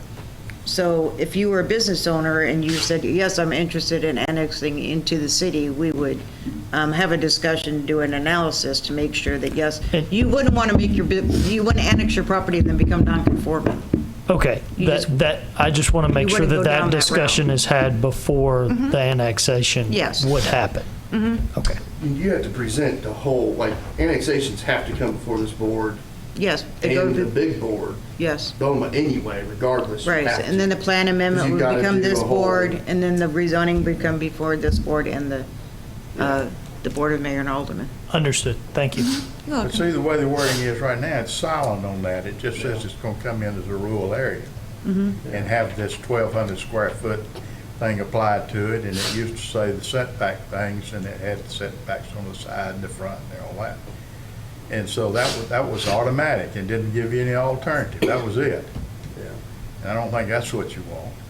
So what I'm trying to do is get over to what Mary just said, of letting this board work with the person coming in and put them in the most appropriate zone for that particular annexation. Makes sense. I mean, right, I mean, again, you would look at, the interest of the private owners, and then you would look at the rest of the planning document as well. Yeah. To make sure that it was appropriate with the existing land uses around it and the planned land uses for the place type map Yeah. already in the city. I think that would work. So what could happen is, we've got these areas that could possibly be annexed from the rural area. They come in as in a rural place type. And as is currently written from the steering committee, could have 12,000 square foot lots, Correct. 4 houses per acre. And that is a misnomer for a rural place type. I don't like this 12,000 square foot in this language that we have to begin with. I'd like to see that it was 3 acres. I'd certainly like to see it 1 acre, certainly something bigger than 12,000 square feet. To come in and to be in a rural category, what you said is exactly right. If it comes in and stays rural, I'd sure like to see the rural character maintained when it comes in. And rural character doesn't jive to me with 12,000 square foot lots. So I'd like to see those lot size go to 1 acre, certainly something bigger than 12,000 square foot. What could, just so you kind of understand the way this discussion's going. So, I hear what you're saying. I do say that a lot, don't I? Yeah. So I have 50 acres and I want to annex into the city of Tullahoma because it's a great city and I want to be part of the school systems and yada, yada, yada. So I request annexation. The next step is I need to be part of the comprehensive plan. I could, by default, I have the option of doing rural residential and the minimum lot size is say 1 acre lots. Or be like, I'm interested in doing a subdivision. I would say, okay, I don't want the rural residential option of 1 acre lots. I want to explore the option of doing suburban neighborhood low, which is the 12,000 square foot lots, because the surrounding area immediately abutting me in the city is that same land use. So it's kind of a combination of both of your industry or ideas, or commercial. or commercial. Is that a combination of both of your kind of ideas? Yeah. Yeah. Is everybody else following me? Yes. You're trying to take out the, it's my understanding this whole kind of section lays out that if you want to annex in, it was initially, we're going to require you to be in the rural Right. place type, and the rural place type minimum lot is 3 acres. And then, so you want, and I agree with Ray, actually I like 3, but 1,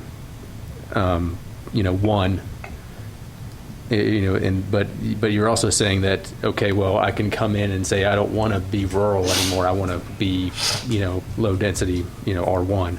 And we would allow that too. So you're actually kind of striking out the, it is recognized that they have the authority, any case, all future annexations may occur. And you're kind of you're trying to strike that. Is that what we're trying to do? What Bill says is they come in, they'll automatically come in as rural place type. When they come in as rural place type, if they stay with that place type, they would stick with the 1 acre lot. If a developer wants to build in a suburban, low density, he can come in and build in 1/4 acre lots. If he wants to build it like that, so he's not rural anymore. He has to come before the planning commission. Or if he's a though. commercial development and wants to annex. This doesn't contemplate commercial, industrial, or anything non-residential. Just, it's a blanket statement, everything becomes 3-acre minimum lot sizes. Well, I'm an industrial use and I want to expand my shoe factory and I need sewer service. Well, I have to annex to get sewer service for my shoe factory. Well, the only option is to be a 3-acre agricultural, it doesn't make, Yeah, it's just not, blanket statements don't work. it's too broad. I want to ask you an unfair, maybe unfair question. What percentage of people who are in the UGB want to remain rural versus the percentage of people that want to go to an R1? So I've been here a year and a half and I've had one annexation for one lot. In my opinion, it would be different and greatly different of those that are existing and those that would be coming into a new area. It's like Hunter's Ridge. Most of those people that came into Hunter's Ridge wanted to be in the city. Yeah. So where I A would, high percentage. But if you look at the existing population throughout the, it would probably be a pretty low percentage they would want to stay rural. Yeah. So where I was, if we had just moved on at the beginning, I'd have been right there. But, so what I'm thinking is, and this could be wrong, is generally, if somebody's going to annex, and what we're looking for is people are going to annex because we want to build subdivisions out there, would probably be the primary reason. So why don't we just go ahead? And I think maybe that's what this plan was doing from the beginning was, most people are probably going to want to annex to do residential. We want to encourage that residential growth. So instead of, we're going to make them come to go to residential what they wanted to do anyway. So I would say, let's just leave it R1 how it is, or not R1, but The 12,000 square foot. leave that lot. 12,000, take that, because that's going to be the majority of your people are going to come in because they want to subdivide a lot, or they want to build a subdivision, or they want to do this. And so, not leave it rural. So I would say, let's leave it as is. And I think the feedback from the developers on the 3 acres that I have heard was basically just go ahead and write in there, we don't want you to develop here. Is the feedback that I have gotten from them is just go ahead and put that in big bold letters in the plan. We don't want you to develop. But no, they got the option of coming in and getting anything they want. But if we just go ahead and make it R1, that probably 70–80% of them are going to do anyway. And if they want to stay rural, then they can come back and do. But they all have to come in front of this board, is what you were saying anyways, or, Once you annex, you have to go through the process of getting designated as a place type category. so it would not benefit or take less time by designating it to be R1 if that's exactly what you No, wanted it's to not, do. it's not a procedural. So there's no purpose to advantage. really discuss or change that process. No, we can't. You have to go through a certain process to absorb a newly annexed property into your land use, into your comprehensive plan designations. Well, I'll continue to make the point that not everyone wants to live on a quarter-acre lot. And developers don't always want to develop on a quarter-acre lot. And I'm thinking about not the residents that are out there right now, I'm thinking about developers who take a greenfield site that a developer wants to develop. Right. And that developer can develop, he has the option of leaving it rural and have 1 acre lots, which is in keeping with the rural character. Right.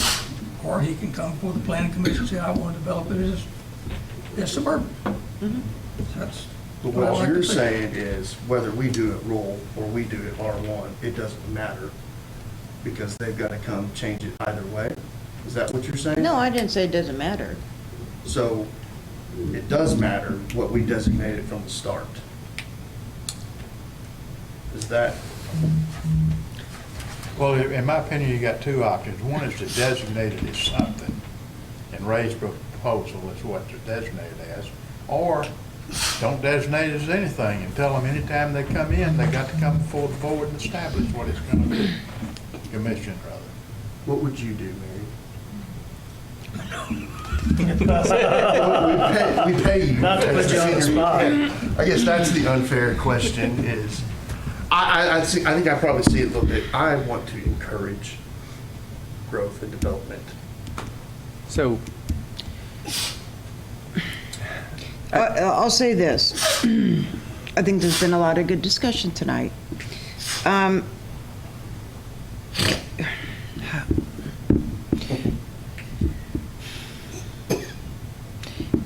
It's unusual. I have not seen a comprehensive plan that has an urban growth boundary where you already kind of pre-designate areas. When properties are annexed, each property has to go through the exercise of doing a comprehensive plan map change to include them into the city's comprehensive plan. Typically, it's done on a case-by-case basis. You look at the existing use of the property, you look at the surrounding existing uses, you look at the existing surrounding City of Tullahoma place type map that's in that immediate area, and then you professionally designate them, recommended designation as appropriate, and then you go before the Planning Commission and they approve it. It's not common to have kind of preordained land uses in a jurisdiction that we don't have any authority over. So you're saying that we could just strike that whole section and just leave? It's not required by statute. So I would say let's just strike that whole section. I mean, I think they were just trying to give some guidance, saying, we Well, do what have you're a saying certain is level of authority over the Do away urban with the growth. rural place type. I would just say if that's what you're saying, is let's just get rid of that whole section. That section being the rural place type. Yeah. I mean, If we don't need it and it's not common, then You just, can do that. yeah, then just do away with it. I mean, first off, the intent, I thought, based on yesterday's discussion, is to discourage outgrowth, and I like that, but it doesn't sound like that's what's actually doing here. This is trying to just establish basically a rural place type. Whether or not a developer comes in and has a chunk of land and wants to annex, he's going to have the opportunity, or I should say they are going to have the opportunity to decide what zoning they want. So if a developer had, a 10-acre lot and wanted to develop that into R1, they would apply for annex and then at the time of annex be zoned R1, correct? You could do it. All of this discussion are just different options. So I think that the consultants came up with this original language based on the thought that the city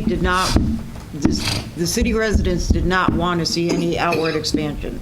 So it would be clear if anybody wanted to annex, we were sending a strong message that if you annex into the property, we're going to automatically recommend that you be in this rural place type with 3-acre minimum lot size, kind of as a heads up for people that want to potentially annex into the city. However, that's not the direction that the city wants to take. If you want to do it on a case-by-case basis, based on annexations and like we've been talking about the surrounding development pattern, et cetera, then you could still have kind of guiding principles in here as far as location for the rural areas, geographic form, optimal land uses, but you could just add just the general language like Bill said, the Planning Commission may designate at the appropriate land use and not have this as a specific place type.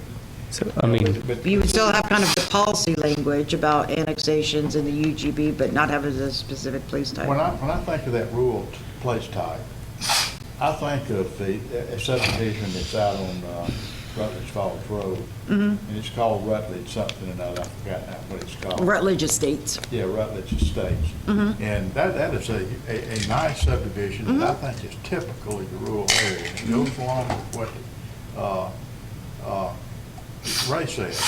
The lots out there about 1 or 2 acres. Yeah, they're at least an acre, Yeah. because they're on septics. And people really like that, and that's the kind of thing that I think is going to be developed on the outskirts of Tullahoma. Now, whether they annex or not is a different story. And that particular one did not annex. Right. But there are reasons that people might want to develop one and annex it and have it just like that one. And the reason for annexing primarily would be the school system, fire protection, police protection, and sewerage, and water's available anyways, it's not sewerage.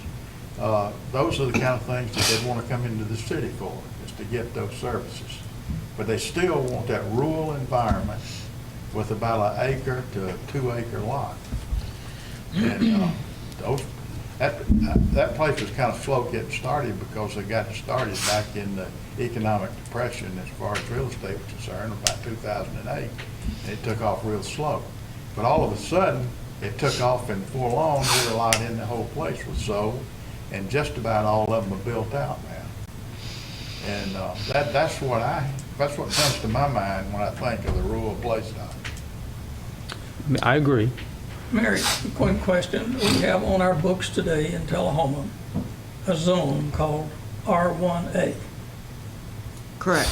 What is that? Minimum lot size. I don't think that we even have any properties designated But we R1A. have that, what we have it on the books as a zone. Yes, I actually have to look that up. I think it's maybe 20,000 square foot minimum lot size. Let me look it up. I apologize. Maybe. While I do that, Maybe as much as 2 acres. I can't look it up. No, we have the ag district that has a 5 acre minimum lot size in the city right now, the agricultural district. Well, it's my intent is to encourage rural sites to have a rural character. Just build one, 2 acres. I think it'd be a boon to the city. I mean, I think we should, keep the rural place type, really get rid of the 12,000 square feet. 3 acres is fine with me, but if we want to do 2 or 1 or whatever, define some maximum setback. I mean, if it's 3 acres, then 100 feet may be appropriate, but I don't know what a 1 acre appropriate setback would be. However, 35 feet, I'll tell you that. well, but 50 or something, I mean, but just get rid of, and I don't even know, I can't even find it in here, get rid of the clause that basically says that new annexations will be encouraged to be rural, and just let that be kind of, the new annexations be on a case-by-case basis.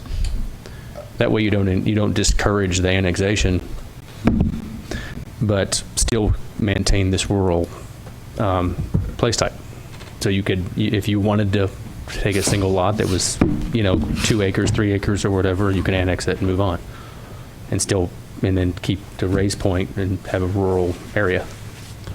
I don't know. I think the minimum 1 acre, yeah, that would certainly give it the rural feel. Minimum 1. If they have to come to us anyway, I think it's a moot point unless you had said something earlier. They had originally put this in so that people would look at this and discourage growth. I strongly disagree, and I may take a different stance than other people here, but I strongly disagree with discouraging growth, period. And I wouldn't want anything in our plan anywhere that says to any developer or any commercial, anybody of any type, to look at our stuff and say that we're discouraging growth.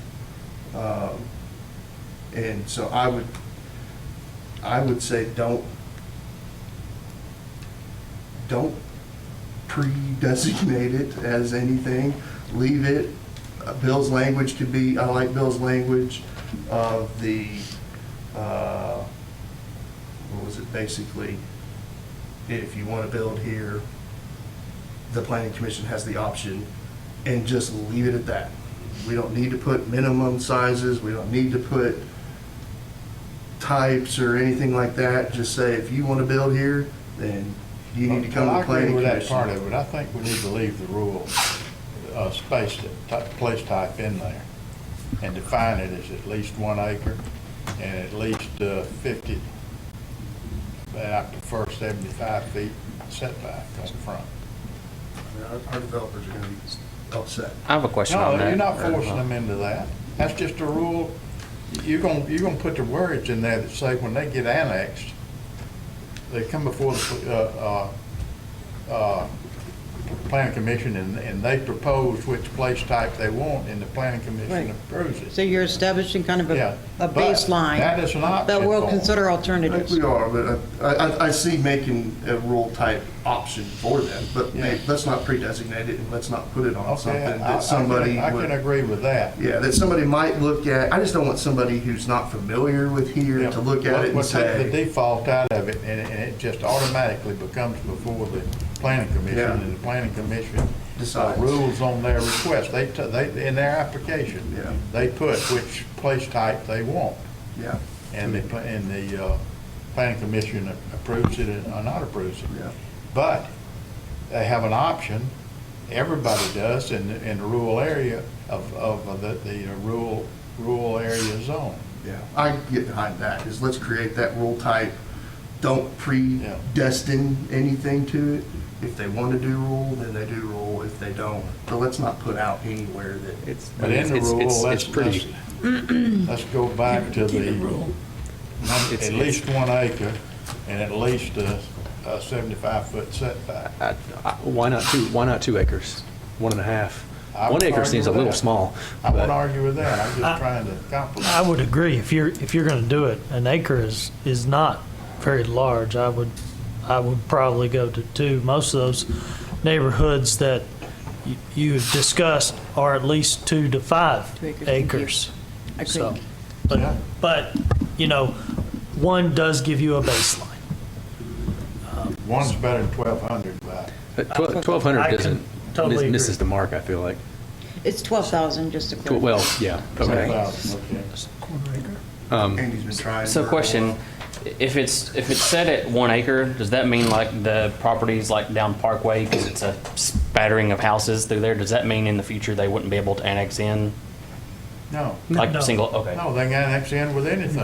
Oh, no. Annex It's in one is of, it's R1. one of the Okay. city's place types, they can pick the one they want.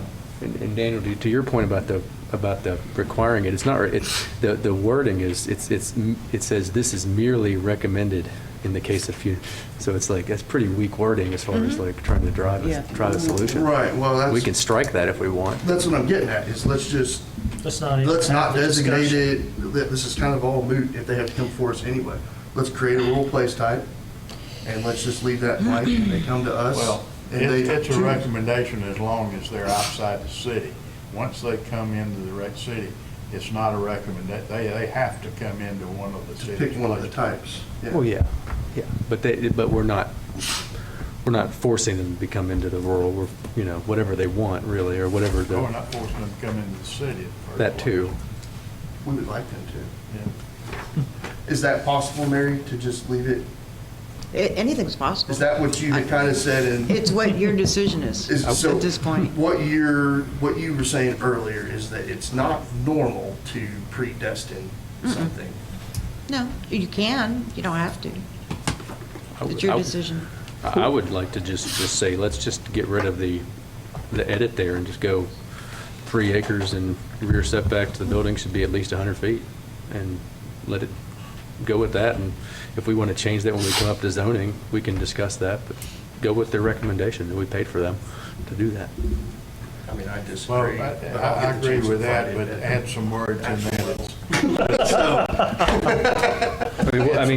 What's a good lot size? I mean, add some words that say that when a person requests an annexation, that they can request whatever zone type they want, subject to approval by the planning commission. well, what I'm, is to define what rural is.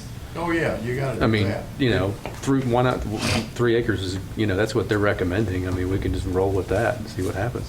I'm willing to roll with that. So I think we're all in agreement. Just leave it blank, but create a rule place type and let them choose, right? Yeah, and then, get rid of that 12,000.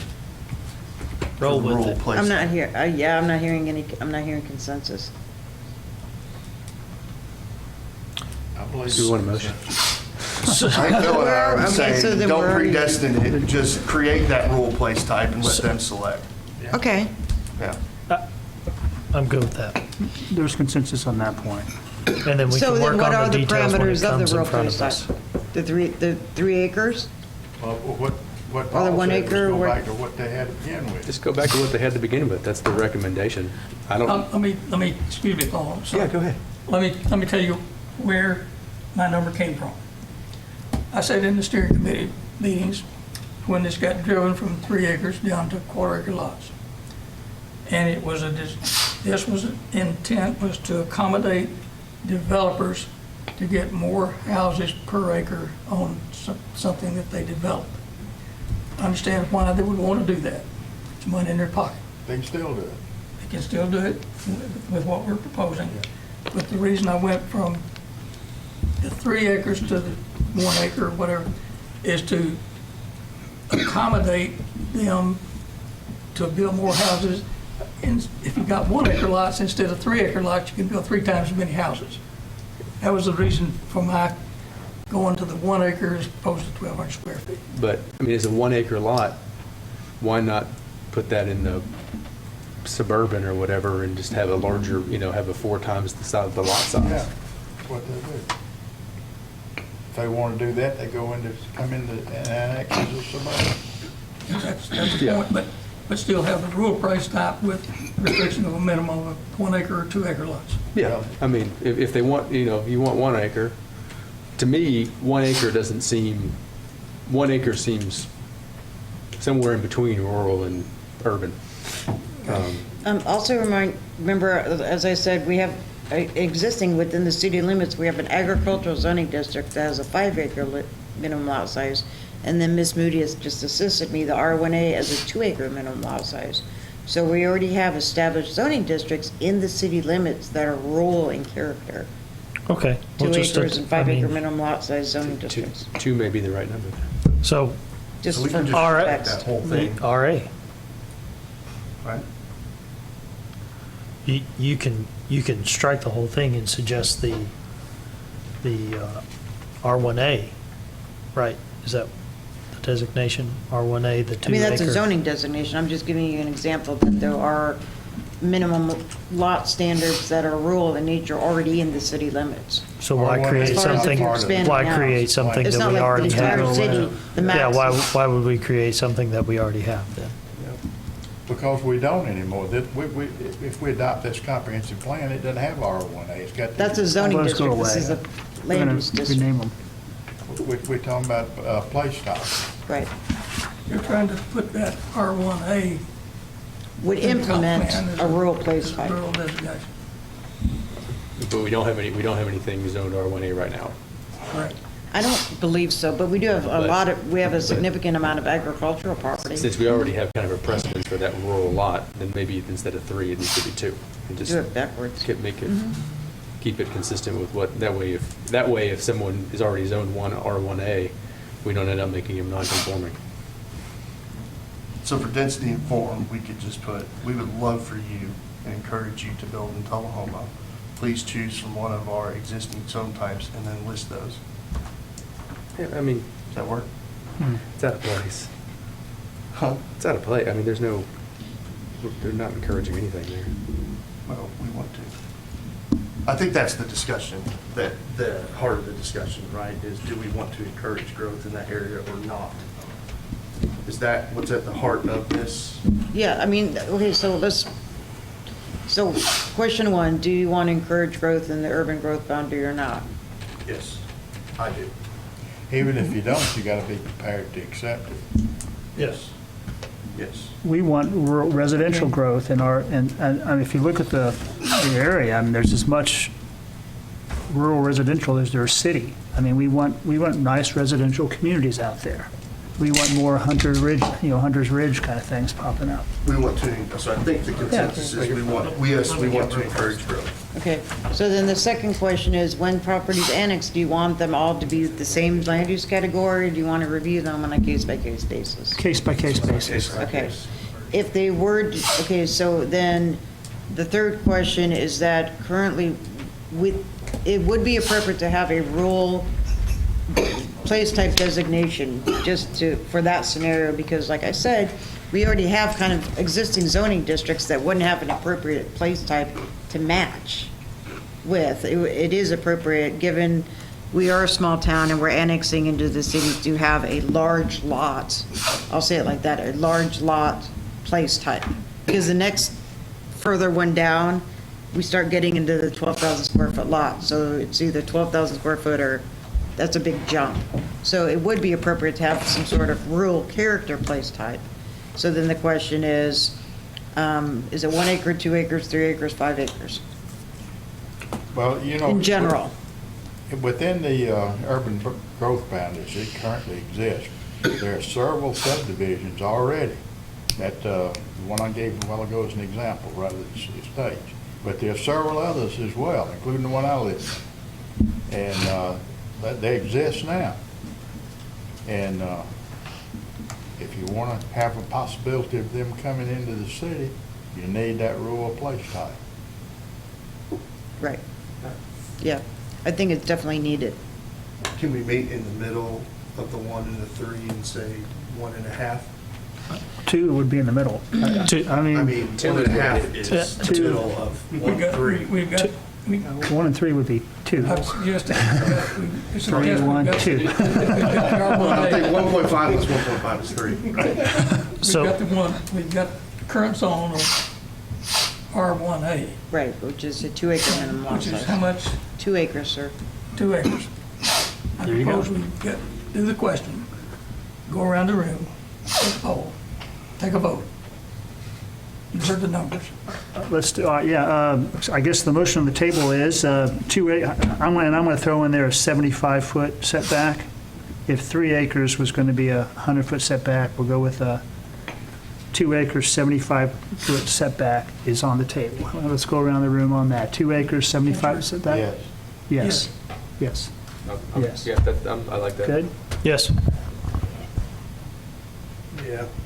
Yes. Okay, that's unanimous. Okay. All right. Then are we also, is everybody in agreement with keeping the language the planning commission will designate as appropriate on a case-by-case basis? Yes. Yes. Yes. Okay, along that vein, then it may be appropriate because of that to not give some sort, there is no pre-ordination then for a rural area in the UGB, maybe perhaps getting rid of the map. Yes. Yes. Because the place type map doesn't really have legal authority in the UGB. The place type map is only within the city limits. So we would keep perhaps the language, but not have the map. Yes. So when people come, you have the option of doing the rural place types, but it's not a designated, you see what I mean? Yeah. I That agree. makes it- And then as we update the Green place one. types and properties annexed, then we start That could be coloring it very in. misleading But or, it's not a like you say, preordained conclusion anymore. I don't want you to look at this. Does that make Even sense? though you can come in as R1, I want you to do, yeah, I agree. Yeah. No map. Okay. Or do we want to highlight do we want to show the UGB on the map? The language about the UGB is going to be still in here, just It's the already in there. map won't give any preconceived notion, because again, it's going to be on a case-by-case basis. Okay. This language is, the language that you've just agreed to adopt contradicts the map now, Yeah. because it's not preordained, it's on a case-by-case basis. Yeah. Okay. Last thing we have to get to, Mary, sorry, sir. I would recommend just to help Daniel out, is to just strike that merely a recommendation in case of future annexations, from the last sentence of locations on that page 46. Why is that? Because that's where I think we're getting this that we're trying to recommend going into rural, right? No, she fixed it with. Okay. She fixed it with getting rid of the map. My concern was people looking at it I got you. and Okay, two last quick things. I had something. Oh, on I'm so sorry. resilience- I'm so sorry. on the Go ahead. resiliency. Now I need to find it. Oh, resiliency, okay. Yeah, how much more do we have to cover, Mary? Just 2 pages of the implementation schedule, and then circling Okay. back around about the traditional neighborhood new. I talked to the consultants today about the percentages. Okay, good, yeah. That's I it. definitely want to cover that. I have another comment when we get around Okay. to it, from the Resiliencies. Daniel, you have some? Yeah, on the recycling part, and this may just be something down the road, instead of looking at just expanding the recycling, we've looked at the cost and benefits of maybe contracting. I don't will ever say let's contract out garbage, but the recycling, I feel like, is just going to continue to grow cost-wise. My understanding is it's no longer profitable. Is that true? False? I can't speak That to people that. have stopped purchasing, and that's a problem that's just going to, for us as a city to do it, it's just going to continue to grow.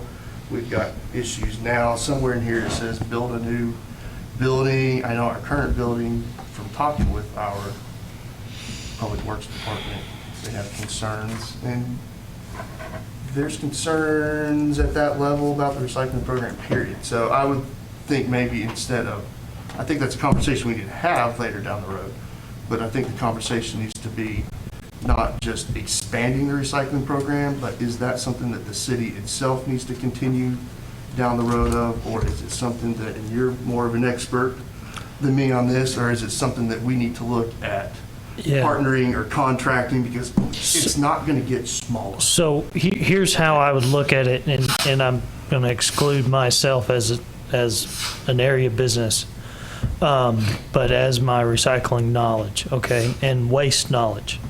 I don't think that you need to look at your recycling program from a profit loss standpoint, especially from a city standpoint.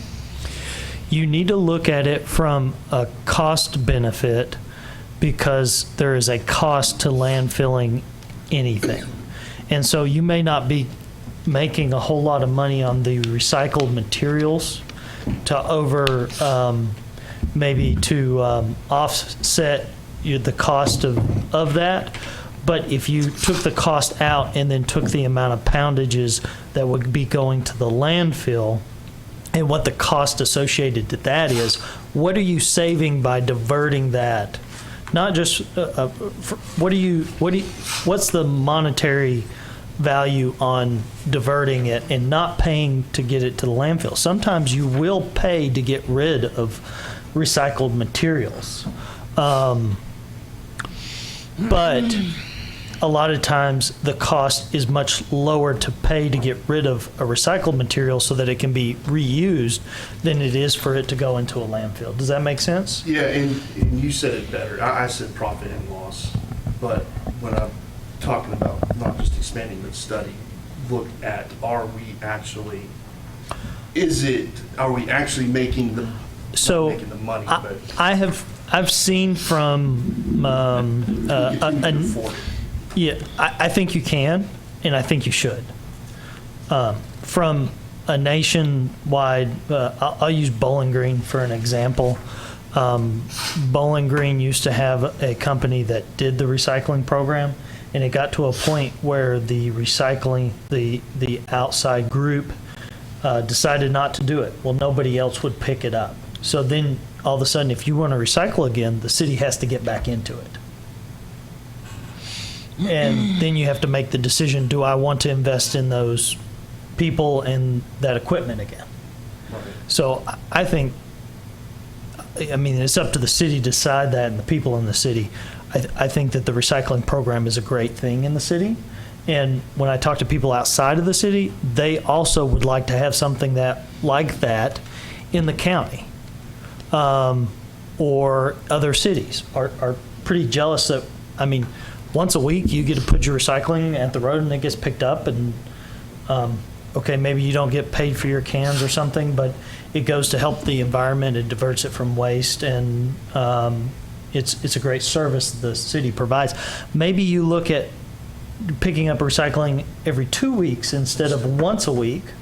Okay, there's other things to do, but I really discourage going away from the city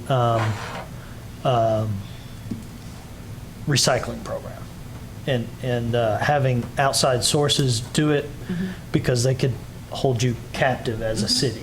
or after they leave, you could be without a recycling program, if that makes sense. That does. I just want to make sure that we can afford. I think in the future, recycled products will increase in value because it's a raw commodity. Right. And one of the points that I wanted to reference in this resiliency and recycling is a way that we can increase the value of those things is by using products that have more recycled content. So for instance, there's a new company that has moved into town that is going to recycle tires, right? And so maybe when we pave the roads, we ask the people paving the roads to increase their recycled materials that they put in the aggregate or the pavement, such as tires. And that's what I was going to suggest in here is just encourage contractors, or whether it's paper you use for your printer, to have higher recycling rates. I'm not saying require it, but suggest it. Kind of like we were talking before, don't put requirements on it, use incentives and suggestions. So one of the biggest ways would be in paving the roads. That's a big use, right? Well, there's a lot of grants also that you can get to have higher recyclable tire materials or other aggregates that they can use in that. So that's my suggestion in here, is just add that in consideration of outside contractors, that they use materials with higher recycling percentage things. And I know that the U.S. government is looking at those things. The automotive industry is looking at those things to make higher recommendations on that. Like grocery bags go from 5% to 20% recycled plastics in the next couple of years. So that's my suggestion there. And that will advertently help the value of the commodities, which will make the recycling program more sustainable long term. Sustainable, that's the word. I like everything you said. Can we add something there about not just expanding it, but looking at ways to put it 10 pages. to work, I guess, is where we're not just collecting and disposing. We're looking at ways to put that to work. Yes, but what ways to put it to work? So maybe a way to phrase that, Mary, would be look at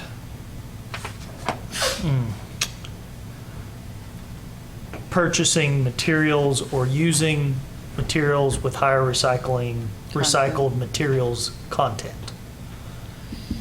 And I might be able to word that better if I have more time to think about it. I'll kind of wordsmith a little bit. I understand what you're saying.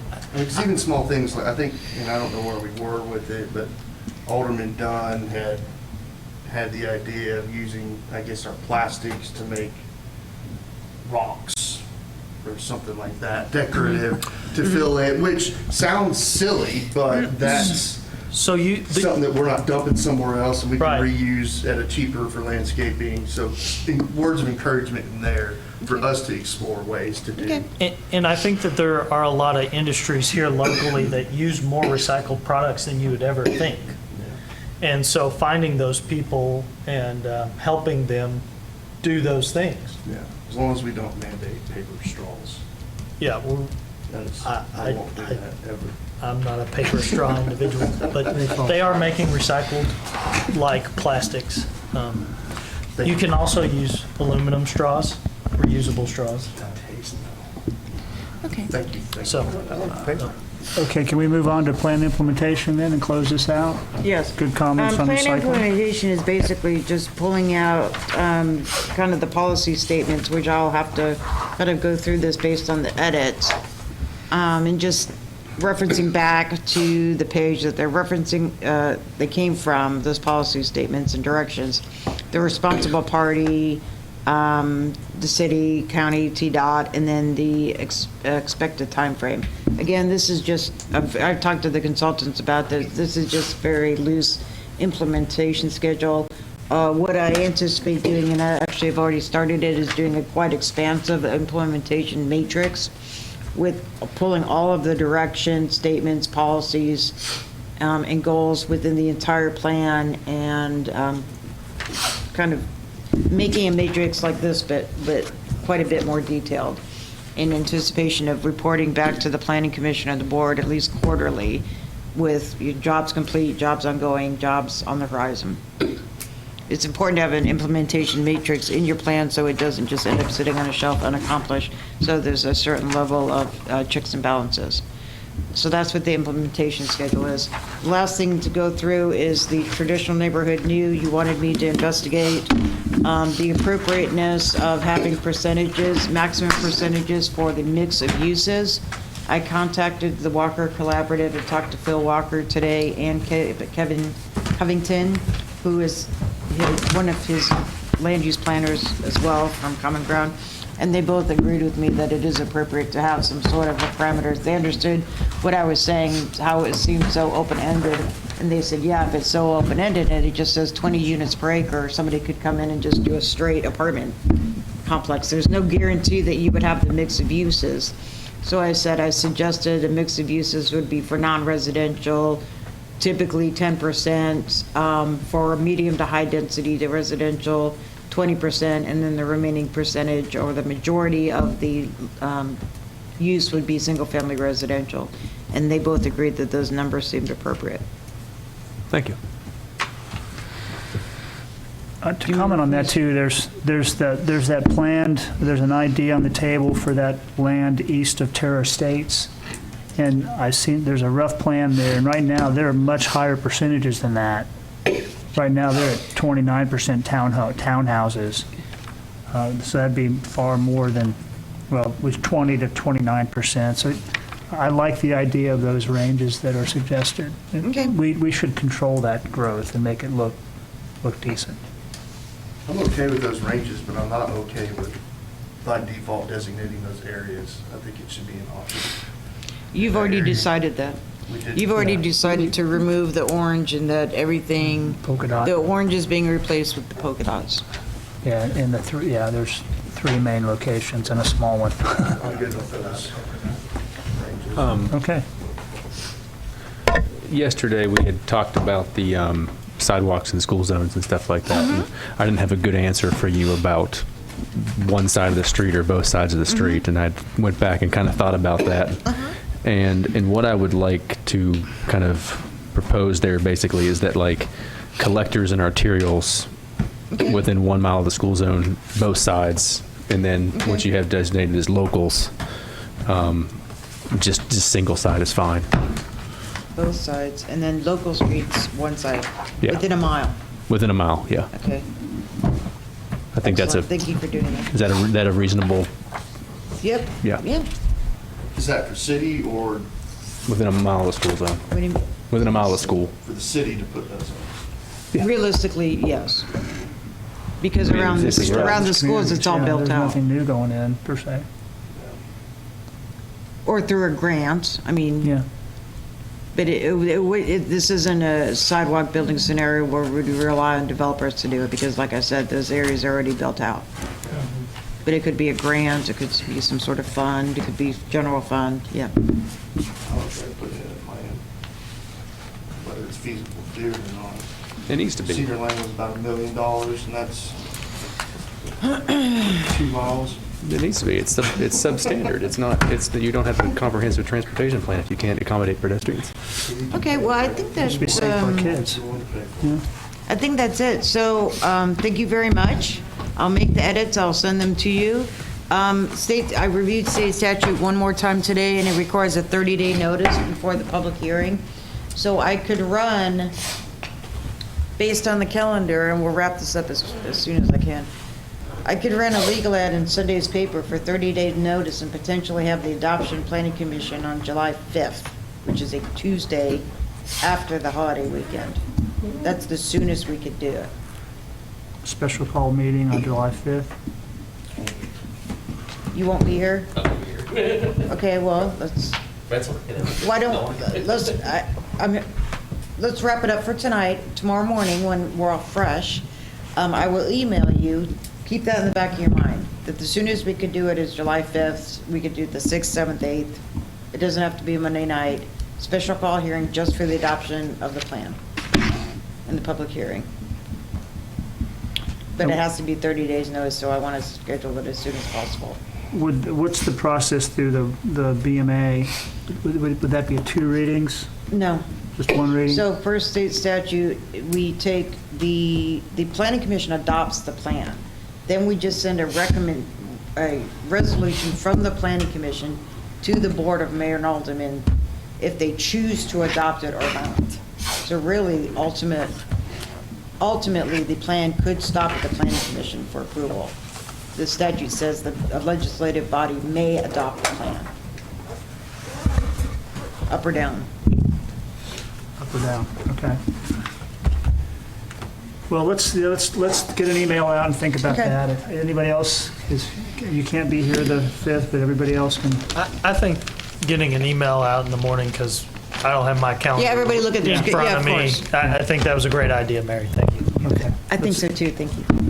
Let's communicate via email. Okay. So if no other comments, I get a motion to adjourn? Motion. Second? All in favor, say aye. Aye. We're Okay. done. This is a. Thank you very much. Thanks for your extra time on this, guys. Everything we decided tonight is subject to available funds. Oh, yeah, there you go. Always. And don't raise my property taxes. What?